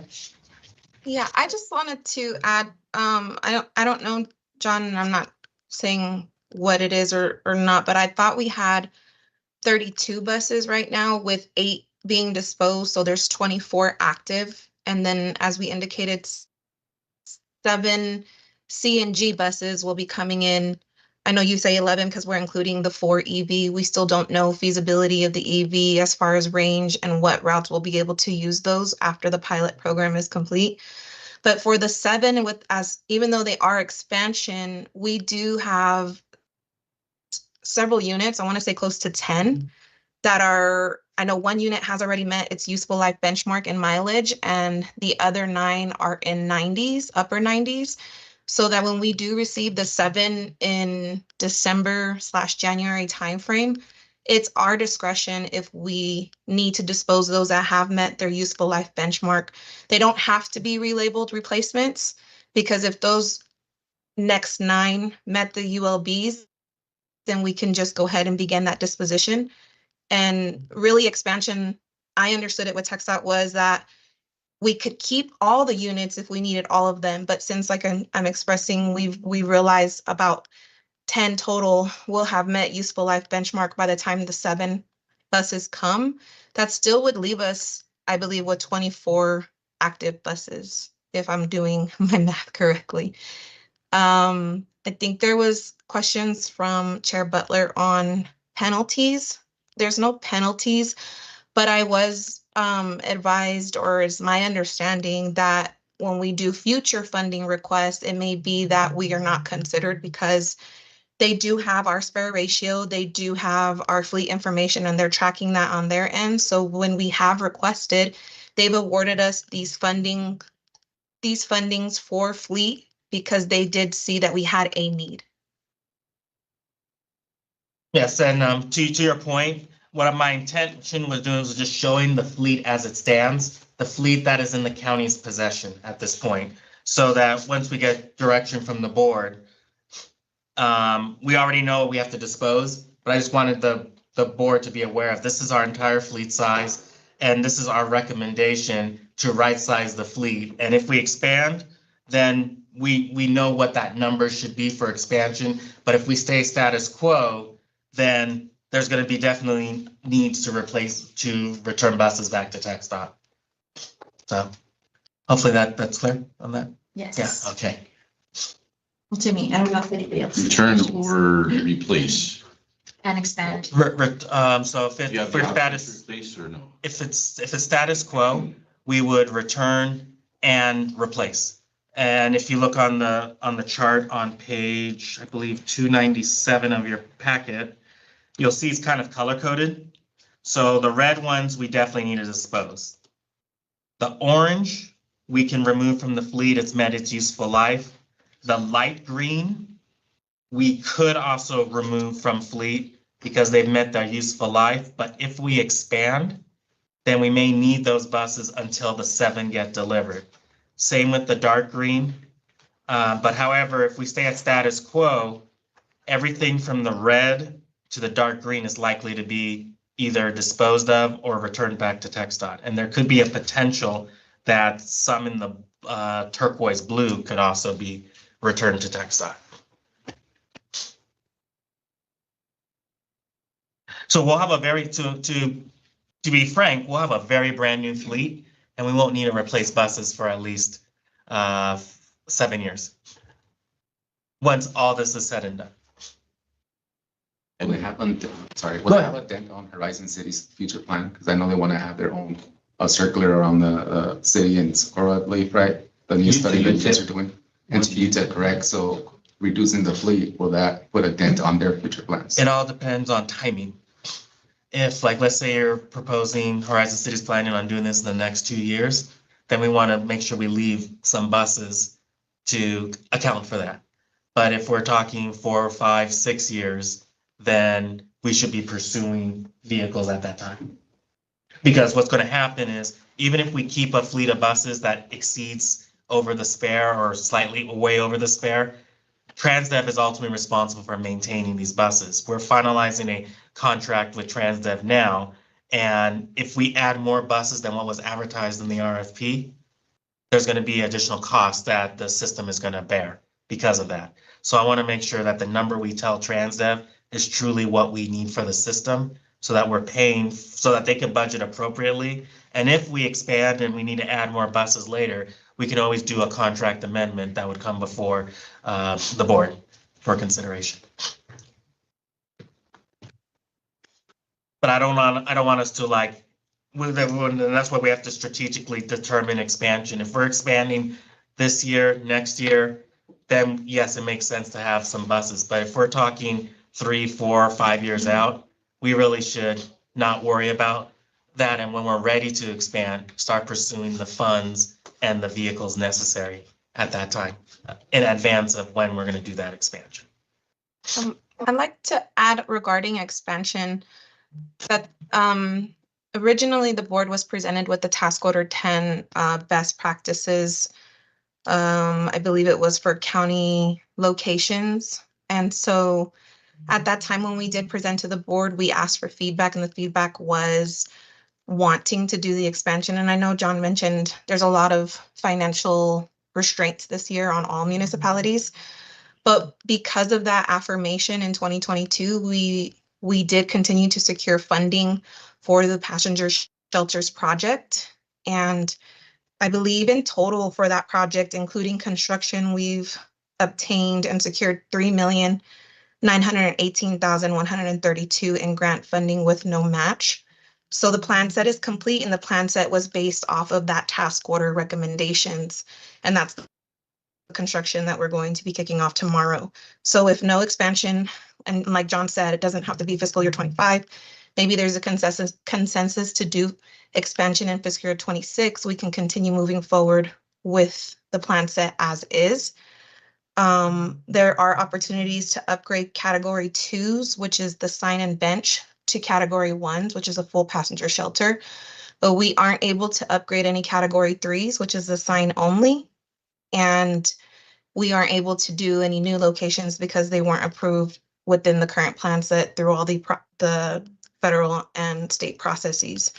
Additionally, I know TxDOT did apply for grant funding on behalf of the county regarding construction funds for the transit facility, but it was largely based off of the potential expansion and growth of our system. And so I just put that out there just in case, because it could potentially affect that if we're not expanding. And I just was going to leave it at that. Thank you. And before we go into passenger amenities and capital, I just want to just continue on the fleet portion. Paratransit, we have 10 vehicles. We run about 6 at peak, so we have a reserve of 4. Paratransit vehicles aren't considered part of the spare, and I find that the 10 paratransit vehicles we have are sufficient for paratransit needs, and if we do rural general public dial-a-ride, whether we commingle it or run it separately. So as it relates to the paratransit fleet, I'm not recommending any reductions or changes to that. Any further questions on fleet? Question, Mr. Handler, are we in any type of like deadline to have this done? As it relates to the Transdev contract, I want to make sure that we give them the right vehicle count. So that's one of the constraining factors here. So that if we're, for instance, if we're staying status quo, we need to bring our number down. If we're going to expand in the next 2 to 3 years, then we can give them a little higher number. We'll basically pay that cost with the anticipation that we're going to be using more vehicles in the future. So, Mr. Ando, you said likely the time when the spare ratio would really come heavily under scrutiny is during a triennial audit. The clock on that would kind of start after you start receiving the Formula 5307 funding. Correct. So we're looking at 29 would be our first triennial review. So I think there is some time to like say, all right, we want to eventually get to this ratio. You can plan for maybe a little higher count now going into the contract, which gives us room then over the next 3 years to get down to that 20%. Yep. And that'll provide clarity over the levels of expansion in the next couple of years. Yep. I don't want to cut ourselves too short, because if we are in a position where we want to add services, Horizon City, 11, 21, 84, and 40X, I still want to make sure we have the buses able to do it. We don't have to go through any procurement processes to get buses or asking other agencies to loan us buses to do that. But I also don't want us to like stockpile and just have buses and incur those costs. So maybe the board's direction to you could be, by this date, our goal is to get the 20% ratio by a certain. Yeah, and I was actually going to recommend that we hover around the 33 to 40% spare ratio. And the reason why I say that is, one, our routes are very long. So we're going to hit 7 years or 200,000 miles sooner than a typical transit system. Like if we use Sun Metro, your routes are fairly constrained. So you don't necessarily have to worry about a larger spare per se. And then 2, we're adding 4 electric vehicles to the fleet. And basically, unfortunately, with the range of these cutaways, you're going to need 2 buses for every 1 bus that you're running. So we don't get any vehicle savings by switching to electric at this point until the cutaway ranges improve in the future.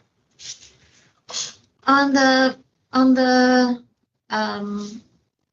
service line, the expansion, I'm trying to understand the financial implications of those. I'm looking at those changes that have yet to be implemented. Most of it seems to be in unincorporated El Paso County. That is correct. So how would that impact the county's like financial contribution levels to ETA? And then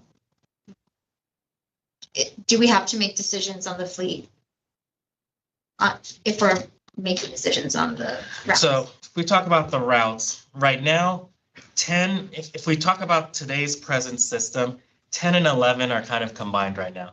10 goes into Westway and it makes the route a bit circuitous. So the intent is to streamline 10, make it faster to Anthony and Vinton, and 11 would basically have a faster way to Westway. 11 adds additional vehicles, so that would be the additional federal share plus the associated local match. With 10 being restructured, there could be some savings to Anthony and Vinton, but with 11 being created, the cost will increase to the county because now you're adding another 2 additional peak vehicles to the system. Same thing with 21. 21 is basically the county. So if 20 covers a large portion of 21 already. If you separate 20 and make the 21, you're adding 2 more vehicles to 21, and therefore you're going to need more federal share and addition, more county match to run 21. 40X would require 1 additional bus. That's basically all unincorporated, so that's going to add additional local match to the county. 84 basically serves Clint and San Nazario, so there are going to be some increase in local match to those 2 communities, but then there will also be some increase of local match to the county because Socorro is not a member at this point, and any costs associated with services going through Socorro are being borne by the county. So those decisions on expansion would have to be made by, I'm assuming, by the county, by Commissioner's Court. By Commissioner's Court if they want to increase their local share. And then if the Commissioner's Court's interested in increasing their local share, then we can work to get the federal share, which will more likely be through our negotiations with Sun Metro for 5307 funding. But then that would kind of determine the size of fleet that we need. That is the case, yes. And then the last piece to this is the passenger amenities. On page, let's see.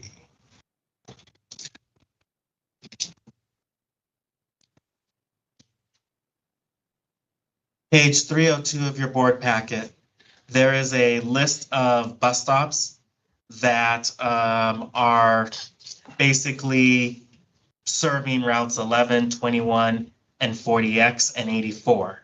Some of the routes that I've highlighted in yellow, they may be on existing routes 10, 20, and 40. So we should definitely move forward with those stops because regardless if we don't add 11, 21, or 40X, they'll still have a benefit to the existing system. The routes in orange are within the city limits of Socorro. And there's 1, 2, 3, 4, 5 stops that if 11 or 84 does not get implemented, basically we'll be constructing a bus stop that won't have any bus service.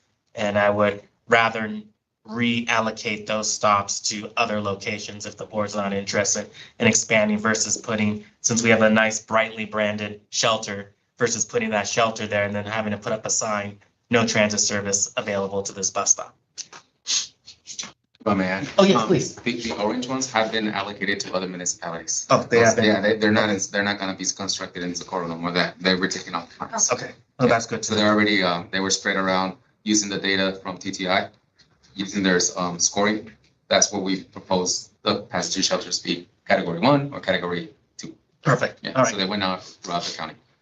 So yeah, we're down to about 5 bus shelters that we would basically reallocate elsewhere.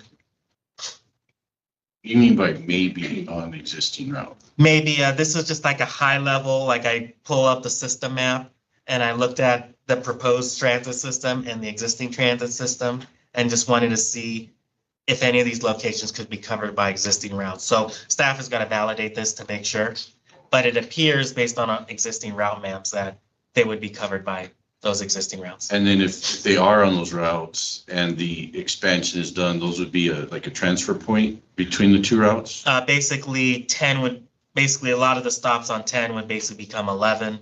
A lot of the stops on 20 would become 21. And then 40 basically provides the local service to 40X. So they would be on the current route potentially, but if no expansion, if expansion, then they would be allocated to the new route. To the new route, yeah. So basically the sign would change from 10 to 11 or 20 to 21. Do the new routes accommodate any transfer points short of coming into the transit centers? They do. Yeah, there Go are ahead. some locations that have that. There are some identified locations, yes, Carl, that are both inbound, outbound for both routes on that same line. So yes, it's transfer points.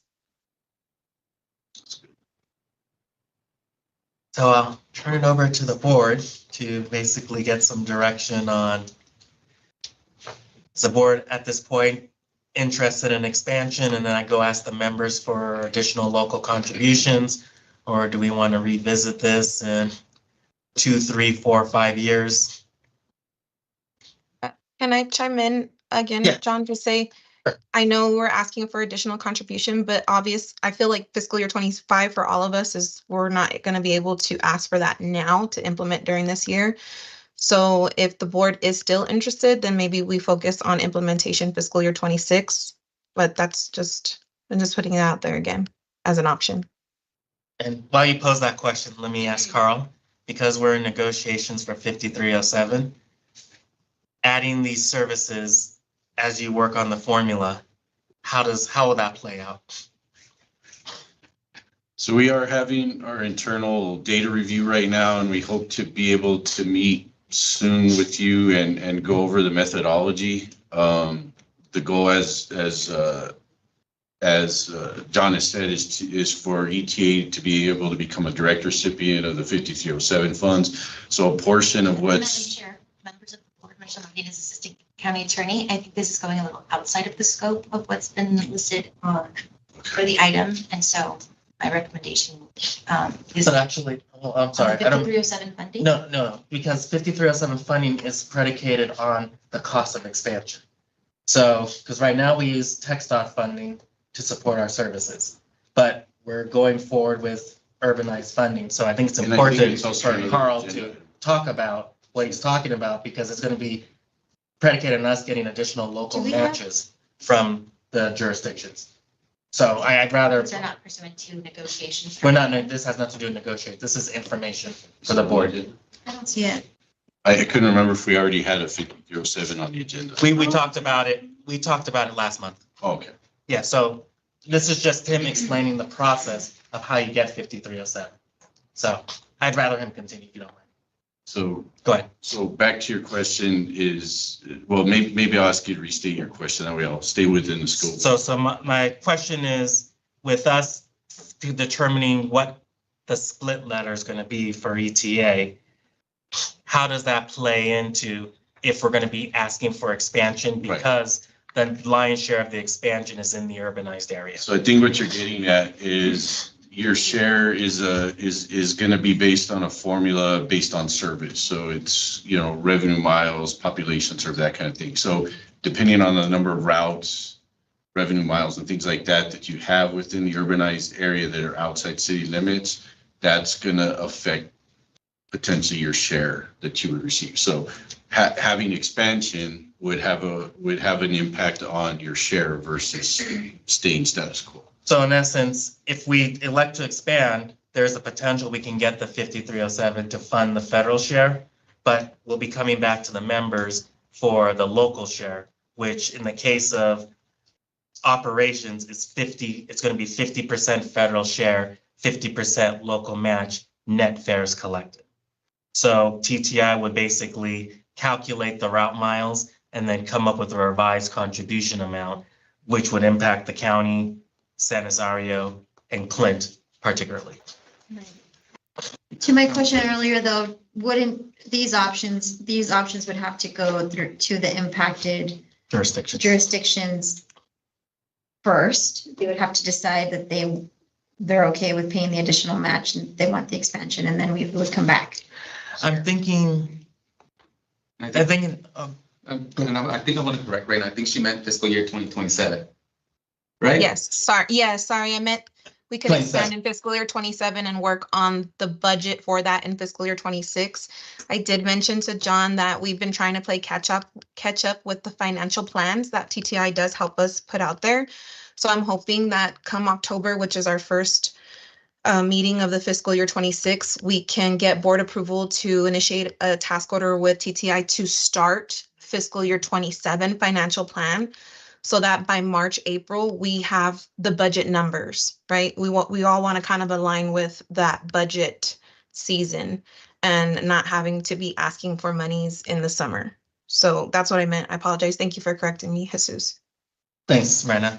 So I think actually it's better that the board kind of gives us direction, because we're going to basically use that direction for TTI to build that financial plan. And like you saw last month, they're going to come up with a table with what the local matches are going to be. Then at that point, we go to the members and say, this is how much it's going to cost based on the board's direction on wanting to do these services or not. And then the members would basically tell us, no, we can't afford this. This is how much we can afford.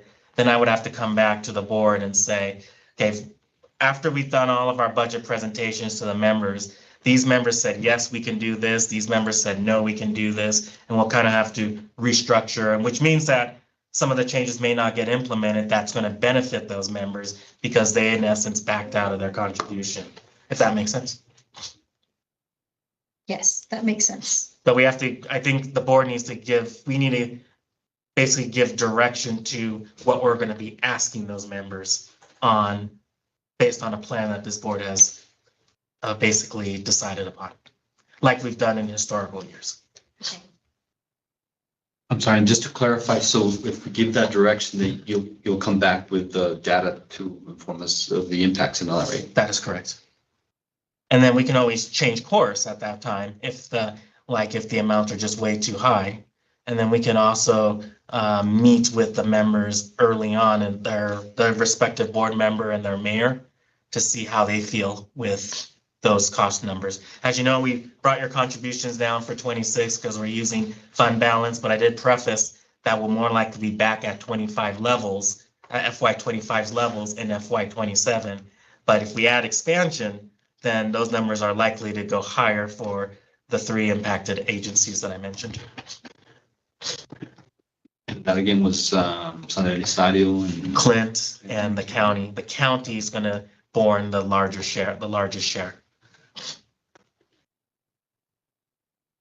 Okay. I think that we should explore that option of extension and seeing the financial implications. That's the direction you're looking for. Yes. Okay. I have a question. So the expansion, the expanded network here is, would you say it's more an opportunity or an intention on serving underserved areas right now? Or is it more about optimizing the way that we serve existing areas? Or is it both? Rena, would you like to take on that question? Yeah, it's both because streamlining will aid in getting our current ridership to their destinations quicker, but we're also serving other areas. The express route is also the express route for 40 is getting our Fabens and Tornillo in quicker, but we're still having our 40 run through, that portion from Mission Valley to those areas. So there's two options essentially. Route 84, if we're able to implement that, does entirely give a new area more access to transit. And there's some route alignment adjustments to 40 and 50 that expand a little bit further out, to my knowledge. So we're also getting others there, as well as when we do implement general public demand response, that would be to outer counties not serviced, outer county residents not serviced by our current routes.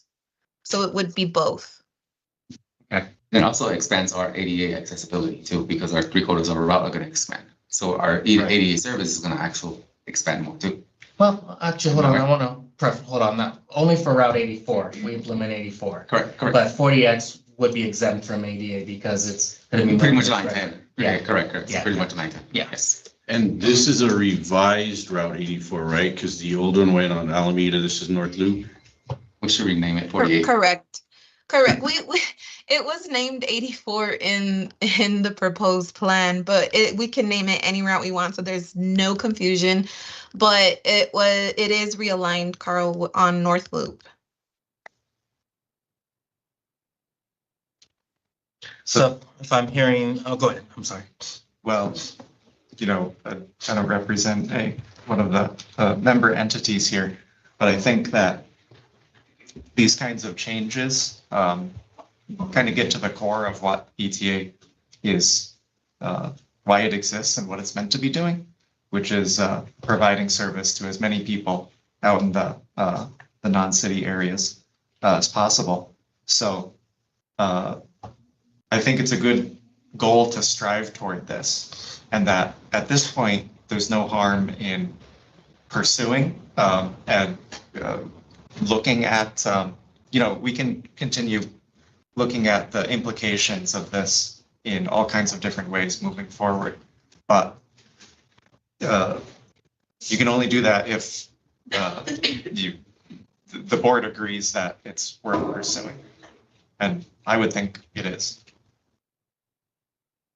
I agree. I mean, from my perspective, the routes that I know that are in my neighborhood, 20 and 21, I think that would be a great expansion in Montana Vista.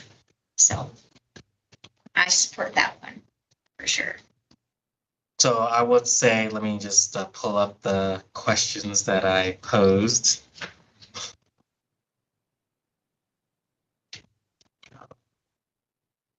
Silly internet.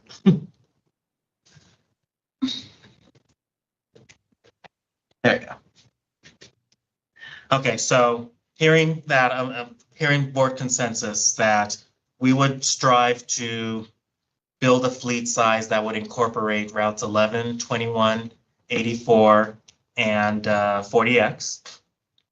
And that we would, as we work on our fiscal year 27 budget, working with Sun Metro and with TxDOT, we would include associated costs with adding those routes, come back when we bring the financial plan back to this board to let the board members know what the financial implications are with the expanded federal funds and the expected local match from the impacted jurisdictions. And then at that point, get direction if the board supports taking that financial figure to the members for fiscal year 27. Yes. We be able to ask for a motion, what the motion language would be for. Do a motion for a direction or in this So state? this is, Michelle Martinez, Assistant County Attorney. There's no action on this item. There wasn't action posted for this item, so no, there could be direction. There could be any action. Okay. Anything else you need from us? I think that should do it. Brenna, is that fair, clear, and does that help? Yes, I think it helps us move forward with what we need to get done. And as far as we can try to see if we can get, maybe prelim numbers from TTI as early as possible. But for now, then I'll just get with the RMA and Atkins to verify locations that work with current alignment so that we can move forward with those when the actual construction begins. In the meantime. Sorry, one last question. So then this is also going to impact the whole issue that we talked about earlier about the fleet size, right? Yeah, so what we're going to do is we're going to build a fleet size, and we're going to advise in the TransDev contract that we anticipate adding these buses. So we're going to make sure we retain a fleet size that takes into consideration these expanded buses. If for whatever reason, after we go through the fiscal year 27 financial plan, that changes, then we'll work with, we may have to ask this board for a contract amendment and reducing the fleet size at that point. But at least this helps now, sets the framework for what the expected number of vehicles we'll need for the system. And I'm going to tell you, we're not going to need all 37, but at least definitely the buses in red, orange, and some of the green will work through the county's processes to surplus. And I'll bring an update to the board on what that new fleet would look like. So the So you're board's fully saying aware. even with the expansion, we wouldn't need the 37? We wouldn't need the 37, no, not at all. That's kind of like my thinking as well. Do we need to reduce it even? We still need to reduce, yeah, to bring the spare ratio a little bit more manageable. And that's also considering the ones that were returning, right? That is The ones correct. That already, like this. Reach their useful life. Yeah. That reach our useful life, that's correct. And then the ones in lighter green, if I may add, are almost out in the useful usage. So by the time we get those 11 or 7, I'm sorry, those should be being disposed of. Ready to go, yeah. Yes, and not really transferring them or getting rid of them, but just disposing them because we reached the bench. I would add that if, we should also, over time, work with your town on the expectations of local circulator service so that we can make sure that we have the right number of vehicles available. Because I'm thinking, quite frankly, the electric buses might be perfect for your circulator service versus running them on intercity county routes. Once we do our data for the 2 years, then we could, because we have to do a Route 10 and Route 50 data for those EV vehicles. Yeah, I think this, Dr. Casala was working with TTI also on some studies, right? Correct. And then we needed to see the demand as far as like, say, for UTEP. And EPCC, And no, EPCC. that's like Mission Valley. Mission, I Or think. do you have one already in that area, the route that goes to? 31 or 30, I'm sorry, Reina, 30 or 31 goes to EPCC. I'm sorry. 31. 31? 31. Mhm. Thank you. So we mostly, well, no, but from Horizon to there, right? Okay. Yeah. Makes sense. It's making, it's making more sense now to me. Thank you. All right. Okay, then we'll move on to agenda item 5G. This is to review and recommendation to the El Paso Commissioners Court regarding Texas Department of Transportation designation of signatory authority for the executive director acting in the capacity of the El Paso County Director of Transit Operations and direct the executive director to work with El Paso County Attorney and El Paso County Chief Administrator on developing a signature policy to implement this action. This is presented by John Ando, Executive Director. Yes, Madam Chair, members of the board, I'm asking just for this board to review and provide a recommendation for the Commissioners Court on the designation of signature authority as relates to TxDOT's grants. This item was on the Commissioners Court agenda, but it was, is it term deleted or held? Was it deleted or postponed? I think I actually. Okay. It was Well, for an executive session. Okay, I'll say it was postponed because the Commissioners Court wanted additional clarity. What does it mean when, like, my position in signing grants related to TxDOT? So what I'm recommending is that first of all, there's 6 areas that TxDOT needs direction on who can sign for what. One of them is the master grant agreement and amendments. The other one is FTA and TxDOT certifications and assurances. The other is project grant agreements and amendments. The other is obligation certification and grant which is basically grant applications. And then the last is scholarships. And I've attached copies of all of those documents on what that looks like. The county auditor says because they're responsible for grant reimbursements, they did not want to delegate authority for requests for reimbursements or refunds outside of their office. So we opted to not check that box in consultation with the county auditor. So in replicating the chief administrator's signature policy, I'm recommending to this board that I would be able to, based on your guys' recommendation, to ask the county commissioners court to allow me to execute routine grant amendments, modifications, or amendments as relates to time extensions or changes to awards or grants, budget allocations where there's no financial impact to the county match. I'm also recommending that I be as a delegate to the county judge to be able to execute master grant agreements and amendments only after we've presented that to the county commissioners court for approval. The reason why I recommend this option is because the highest person at TxDOT, which is the executive director, does not sign these agreements. It is delegated down to the lead public transportation coordinator. So to match the level of authority between the lead public transit coordinator and myself as the director is the reason why I'm recommending my ability to sign that only after commissioners court has authorized me to sign. For the FTA and the TxDOT certifications and assurances, at the last board of directors meeting, the board did authorize me to sign these certifications and assurances upon legal review and approval for 5307, 5310, and 5339 urban area funding. These are basically the same certifications and assurances that would apply to 5310, 5311, and 5339 rural funding. I'm again asking that these will still be brought before the commissioners court first.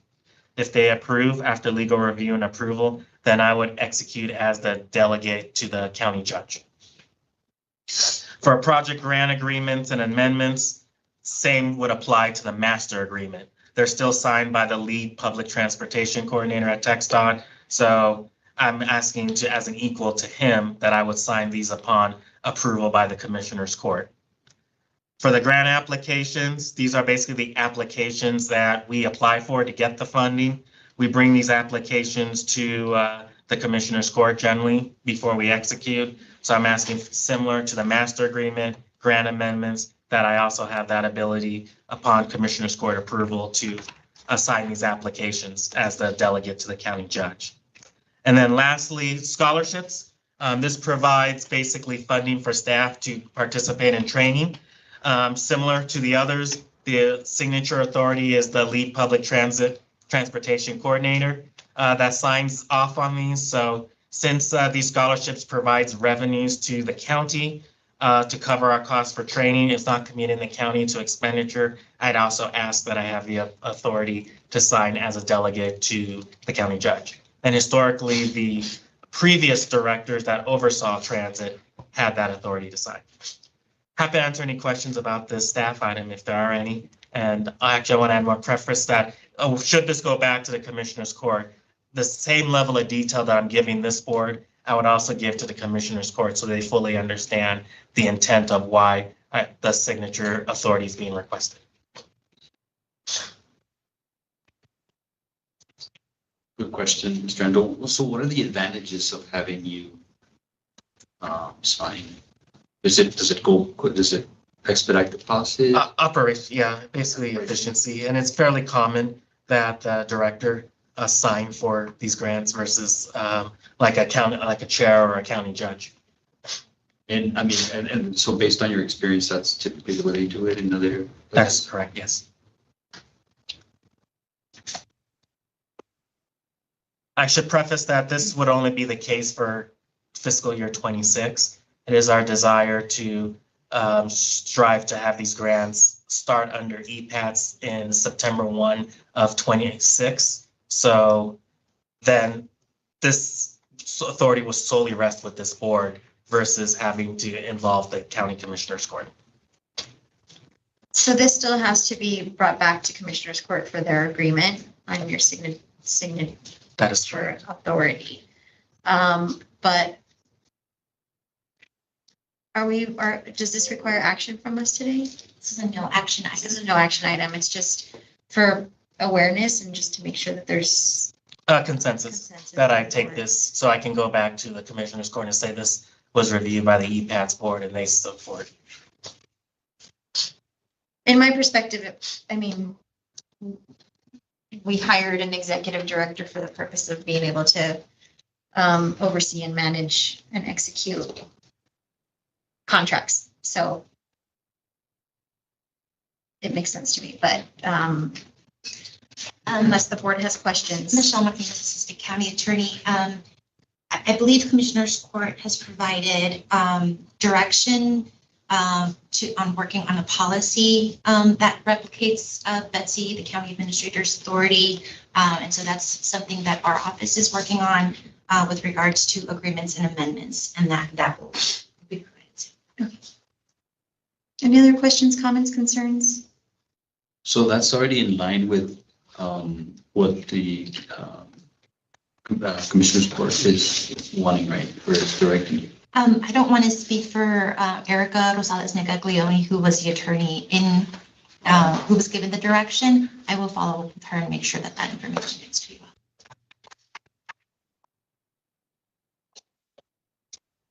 Okay, so then there'll be no action on this item. Okay. Okay, this will take us to item 5H. This is to approve and authorize the proposed amendments to the El Paso Area Transportation Service Local Government Corporation bylaws based on previous board action, as well as consider new amendments to the EPATS LGC bylaws, subject to legal review and approval, and recommend the final bylaws for El Paso County Commissioners Court. Yes, Madam Chair, members of the board, just asking the board consider this basically the final draft, which basically adds the dissolution language that was suggested by the attorney's office. And then the allowance for local government units to make a request to appoint a member of their governing board under special circumstances. And you'll be seeing that request from the town of Clint, for instance, later on this agenda. Do you want to tell us more about this special circumstance so we can have a better understanding? So in the case of the town of Clint, there's basically one administrative person that basically does all the administrative activities for their town.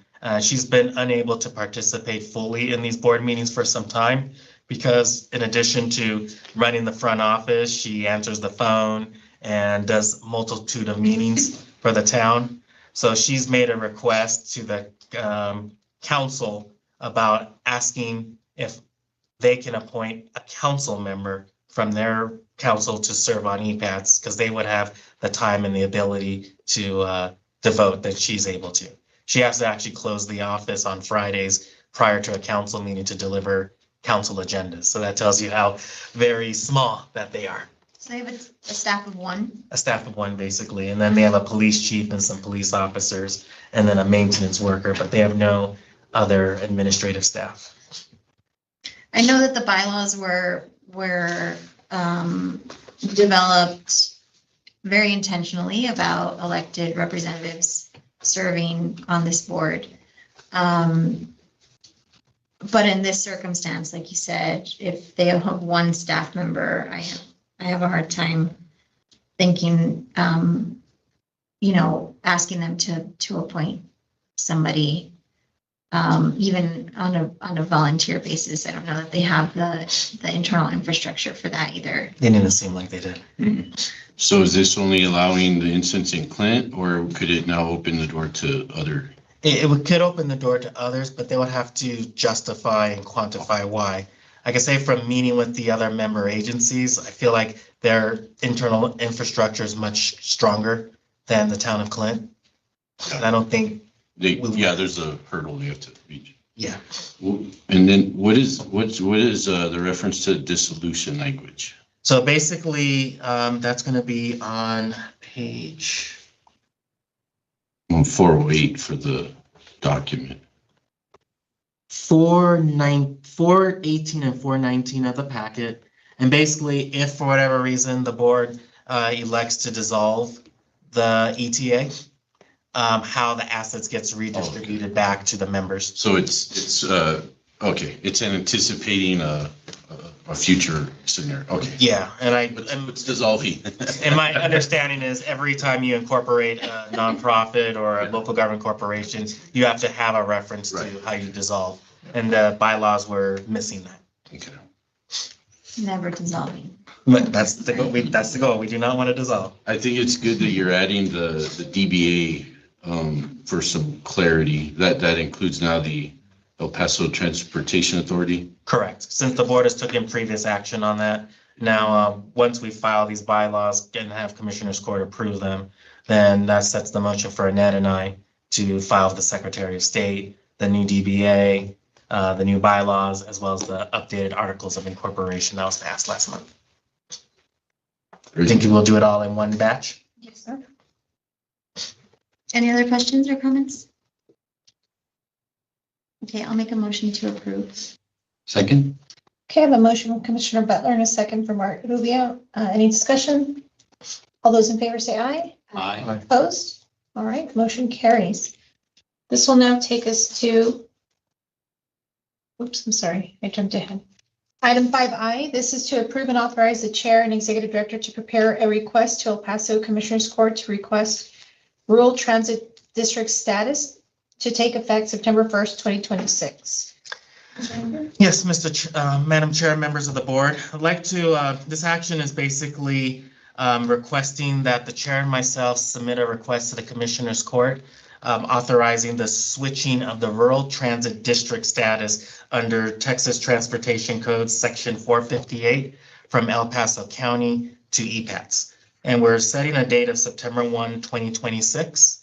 The basis of that is a coordinated call with TxDOT is going to be coming up in the next few months. And under that coordinated call is where we submit applications for operating assistance and the needs necessary to support rural transit operations. We're in the process of working with Sun Metro and FTA to get a split letter so that we can start getting urbanized area funding around that same time frame, because starting that fiscal year 27, because most of our service is in the urbanized area, the amount of dollars we're getting from TxDOT today is going to significantly reduce. So it's very imperative that we get urbanized area funding to be able to sustain our current operations for the foreseeable future. Setting the date of September 1, 2026 allows the county agreements with TxDOT to expire and be fully expended, and allow EPATS to have new agreements without the need to transfer any funds or any agreements between the county and EPATS, and would also go in line with receiving a split letter from Sun Metro so that we can get the direct recipient status from the FTA.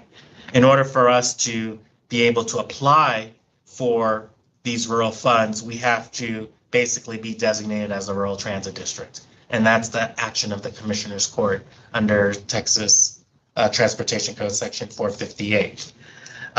We're not the only agency that has done this before.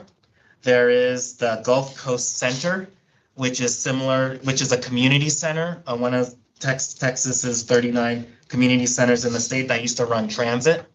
They did a study and opted to get out of the transit business and transfer the transit operation that they were providing in Galveston and Brazoria counties over to a new transit district that Brazoria and Galveston counties created called the Gulf Coast Transit District. This was done in 2020, and they officially took over operations on July 1 of 2021. And those commissioner courts did authorize the transition by resolution. And that was filed with TxDOT, who in turn took that to the Texas Transportation Commission to fully recognize the Gulf Coast Transit District as the rural transit district for those two counties. So following their process that they did, which was validated by TxDOT, we would do the same. And I'm happy to answer. I also attached a presentation on the steps to transition a rural transit district status from one entity to another that TxDOT provided, as well as the resolution from Galveston County and the Chapter 458 of the Texas Transportation Code. Happy to answer any questions about this action if there are any. Have you spoken to the Gulf Coast Transit District? I've talked briefly with their executive director, and they've basically suggested that we can go and meet, and they'll give us a tour of their operation, share some transitional agreements, and basically walk us through the steps of what they did. And as I've told you, I'm going to extend the offer to Vice Chair Rubio to see if one of you would be interested in joining me for that trip. I think that would be insightful. And you've spoken to TxDOT about our intention I to do have. this Yes. and their feedback. And their feedback is, as long as we're following the process, that they will take whatever direction is given to them from the Commissioner's Court. And the RTD ultimate approval is done at the department level? It's done It's not, doesn't have to go, it's not the legislative. No, it's done at the department level. Yeah, based on the actions of the Section 458. And this will, so there's not an existing RTD or there is? There It's is. just- El Paso County is the RTD. So would that one become defunct and then this new one would be created, or is it a transfer of authority? It's a transfer of authority. And from the history that you provided here, from 2018 to 2020, it seems evident that that was the Commissioner's Court intention by creating ETA.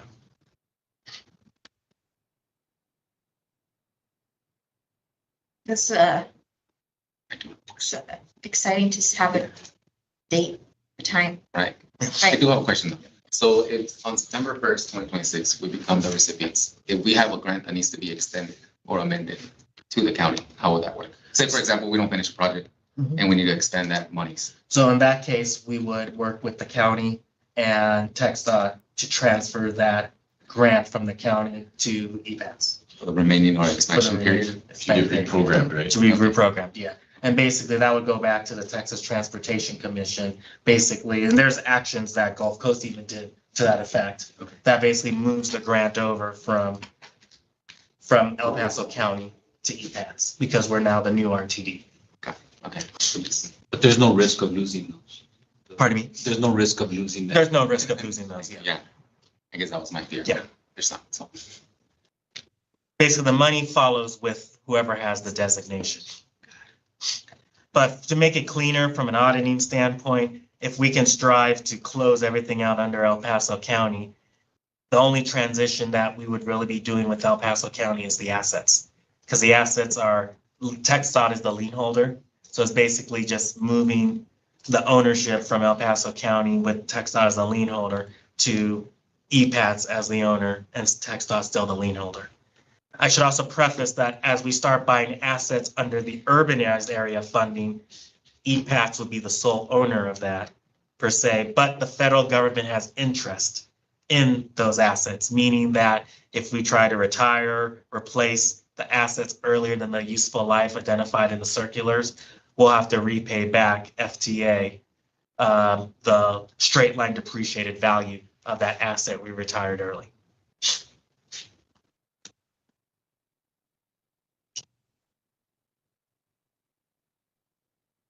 Feedback, questions?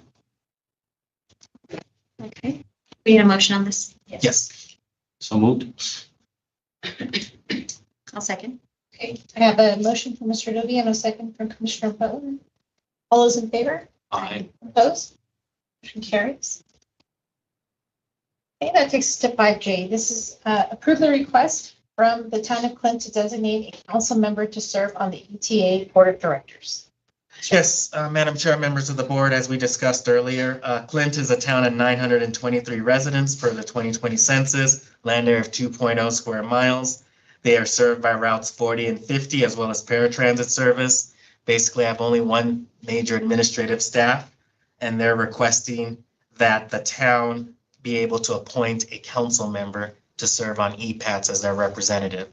This action item was put on the town's agenda last night, and pending this board's approval, they have identified a member and an alternate to serve on EPATS.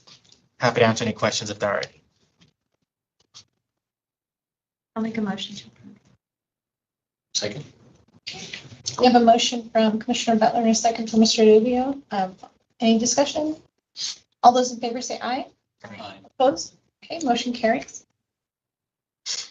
We are now at item 5K. This is to approve and authorize the city of Socorro to be an ex officio member on the El Paso Transportation Authority Board of Directors for fiscal year 26. Mr. Andrew? Yes, Madam Chair, members of the board. I had a very productive meeting with the city of Socorro a couple of weeks ago.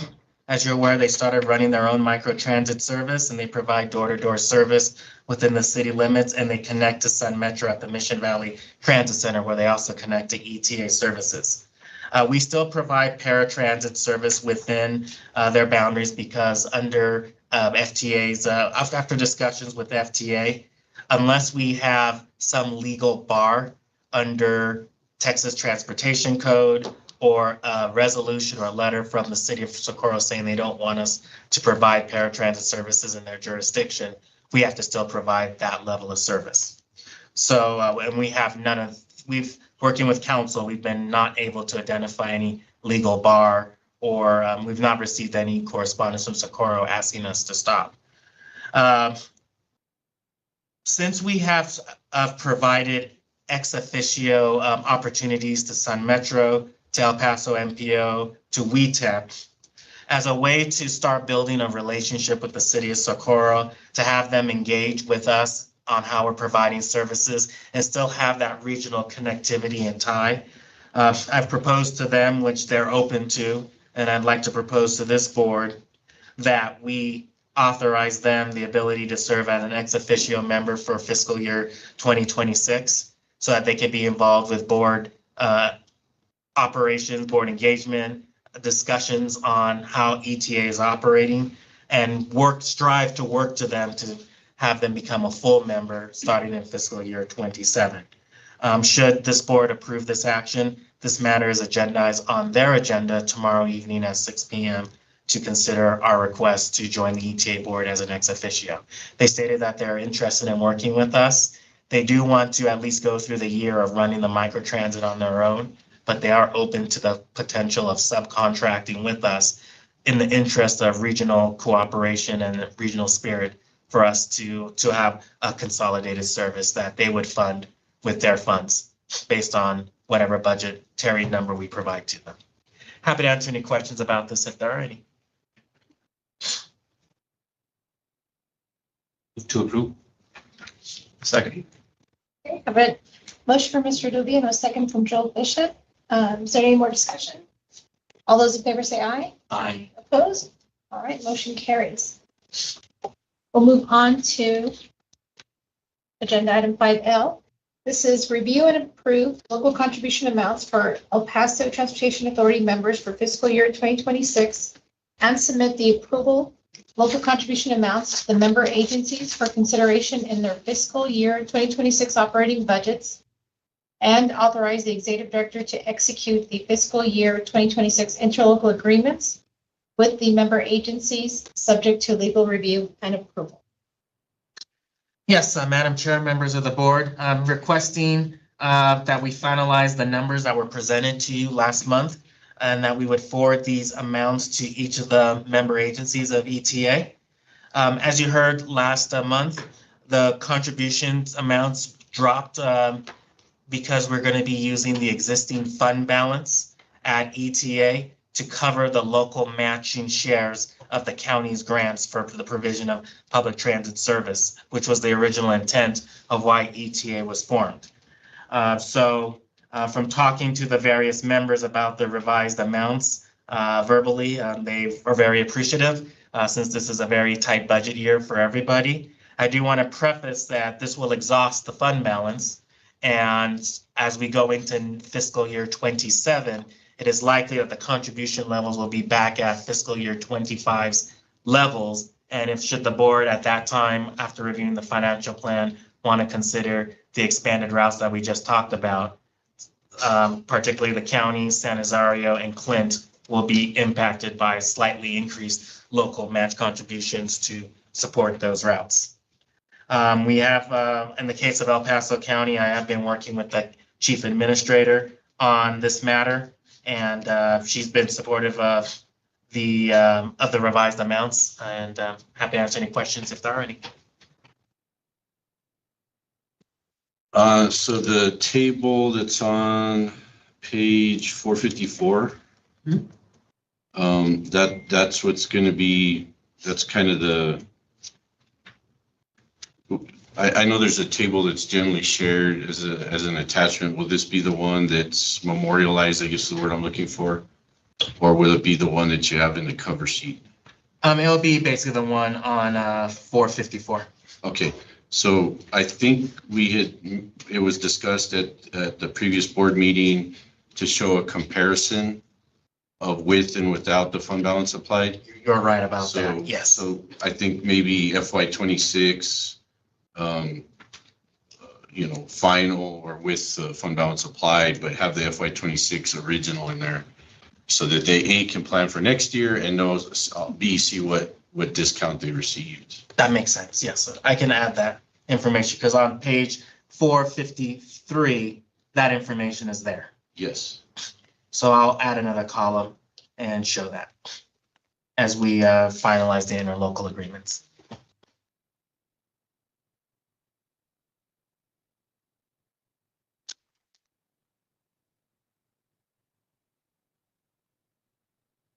You get a motion on this? Yes, please. I'll make a motion. Michelle Martinez, Assistant County Attorney, we would just, I apologize. Second. Okay, so I have a motion from Commissioner Butler and a second from Mr. Rubio. Any discussion? And let me just add, I probably think I know what Michelle is going to say, but this is all, if there's any substantial changes to any of the interlocal agreements, I'll be bringing those back to the board for a consideration. Go ahead, sorry. No, that's okay. And all those in favor? Aye. Opposed? All right, motion carries. And I apologize, I will discuss it with Mr. Ando moving forward, but would there be a consideration to allow TransDev to provide their report for the month of July? I think she may need to be leaving soon, so I just wanted to ask if that would be a consideration. Yeah. Okay, so I'm going to jump to agenda item 5P. This is to receive a report of TransDev's operations for the month of July 2025, and this will be presented by Ms. Sylvia Balcazar. Hey, good afternoon. John has asked me to share our operations information with you all for the month of July. So for the month of July, we currently had 0 accidents, 0 injuries. This includes preventable and non-preventable. Our overtime performance for the fixed route was at 94.3%. Our on-time performance for the paratransit was at 95.56%.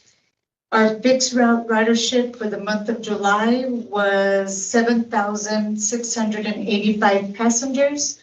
And our ridership for the paratransit was 376 passengers.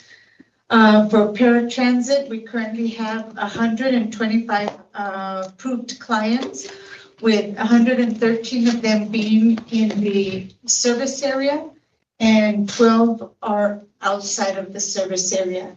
This number has gone up since May and June. In May, we had 69 in our service area and 5 in our outside area. And then in June, we had 80 in our service area and 9 in our outside area. As far as our maintenance, in the month of July, we had 28 PMs, which is our preventative maintenance. And we had 28 PMs completed. That gave us 100% on our PM program. We had 0 road calls for the month of July. And as far as our staffing and our driver's position, at the month of July, we were currently staffed. We have 28 fixed route drivers and 6 paratransit drivers. And last, I'd like to share some of our company events. As you know, in July, we started the Employee of the Month program, which I'm very thankful to John for bringing this up. I believe that my staff and my drivers really deserve to be recognized, and I appreciate that, John. And in August, we will have our Driver Appreciation Week. That will be August 25th through the 29th.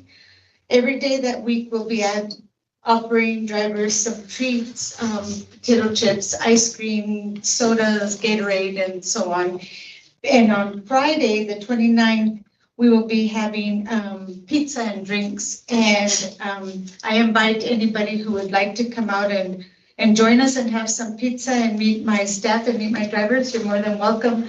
We start at 10:30 and we end at 3. So anybody that would like to come out, please do so. Except for Jesus. No. Sorry. And that's all I have. We'll be the first one there.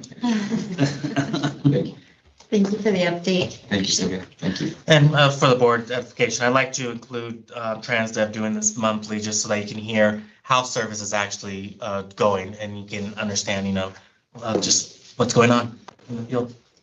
And I forgot, I'm sorry. I wanted to introduce my staff. I wanted to introduce Andrea. She is Jennifer, and we all know her. She is my ADA supervisor.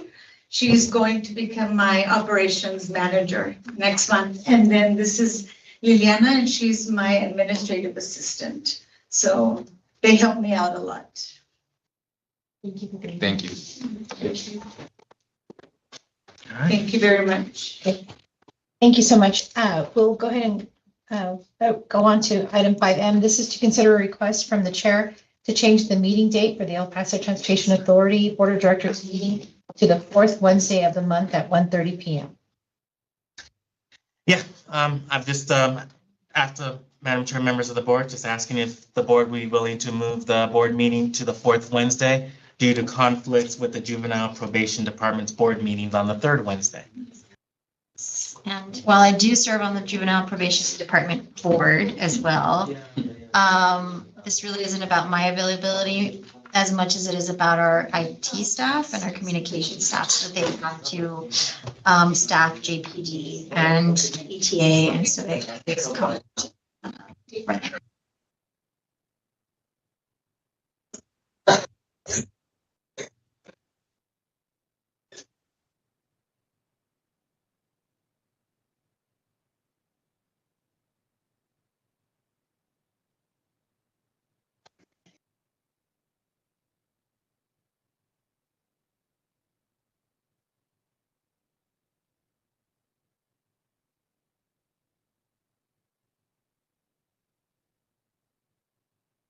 Well, that's a shame. Yeah, wouldn't it be better? I know. So, I mean, Well, I Do the full. If this board has a flexibility, I would at least like the option to go back to JPD and say that the conflict doesn't exist, so you can still have that communication support. If we have that option. I like the 4th. But I like the that's 4th. self-interested because I'm at a board meeting all Then morning. this is not about me. Let's amend the agenda. This gives us time to prepare staff reports and. Right. Okay. So, Fine with me. Is everybody okay with the 4th Wednesday of the month? Any major conflicts? I can't next month, but normally that would work. Okay. Yeah. Then we'll make the move anyway, and we'll let JPD know that, Miguel, you and Alexis can go have lunch still. So there's no action on that item. So we'll go ahead and move on to item 5O, and this is to receive a report from the executive director regarding El Paso Transportation Authority activities.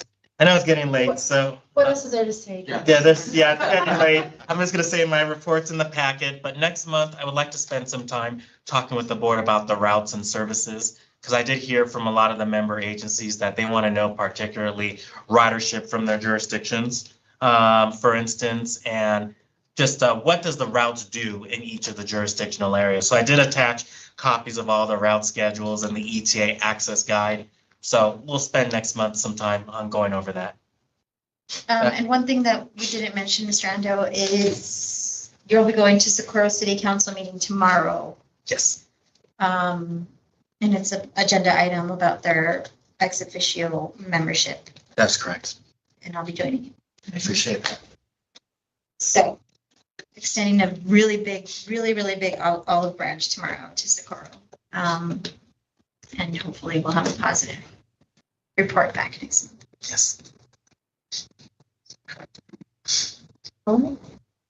Then this will take us to item 5Q, and this is review the long-range calendar of agenda items for El Paso Transportation Authority and the El Paso Commissioners Court.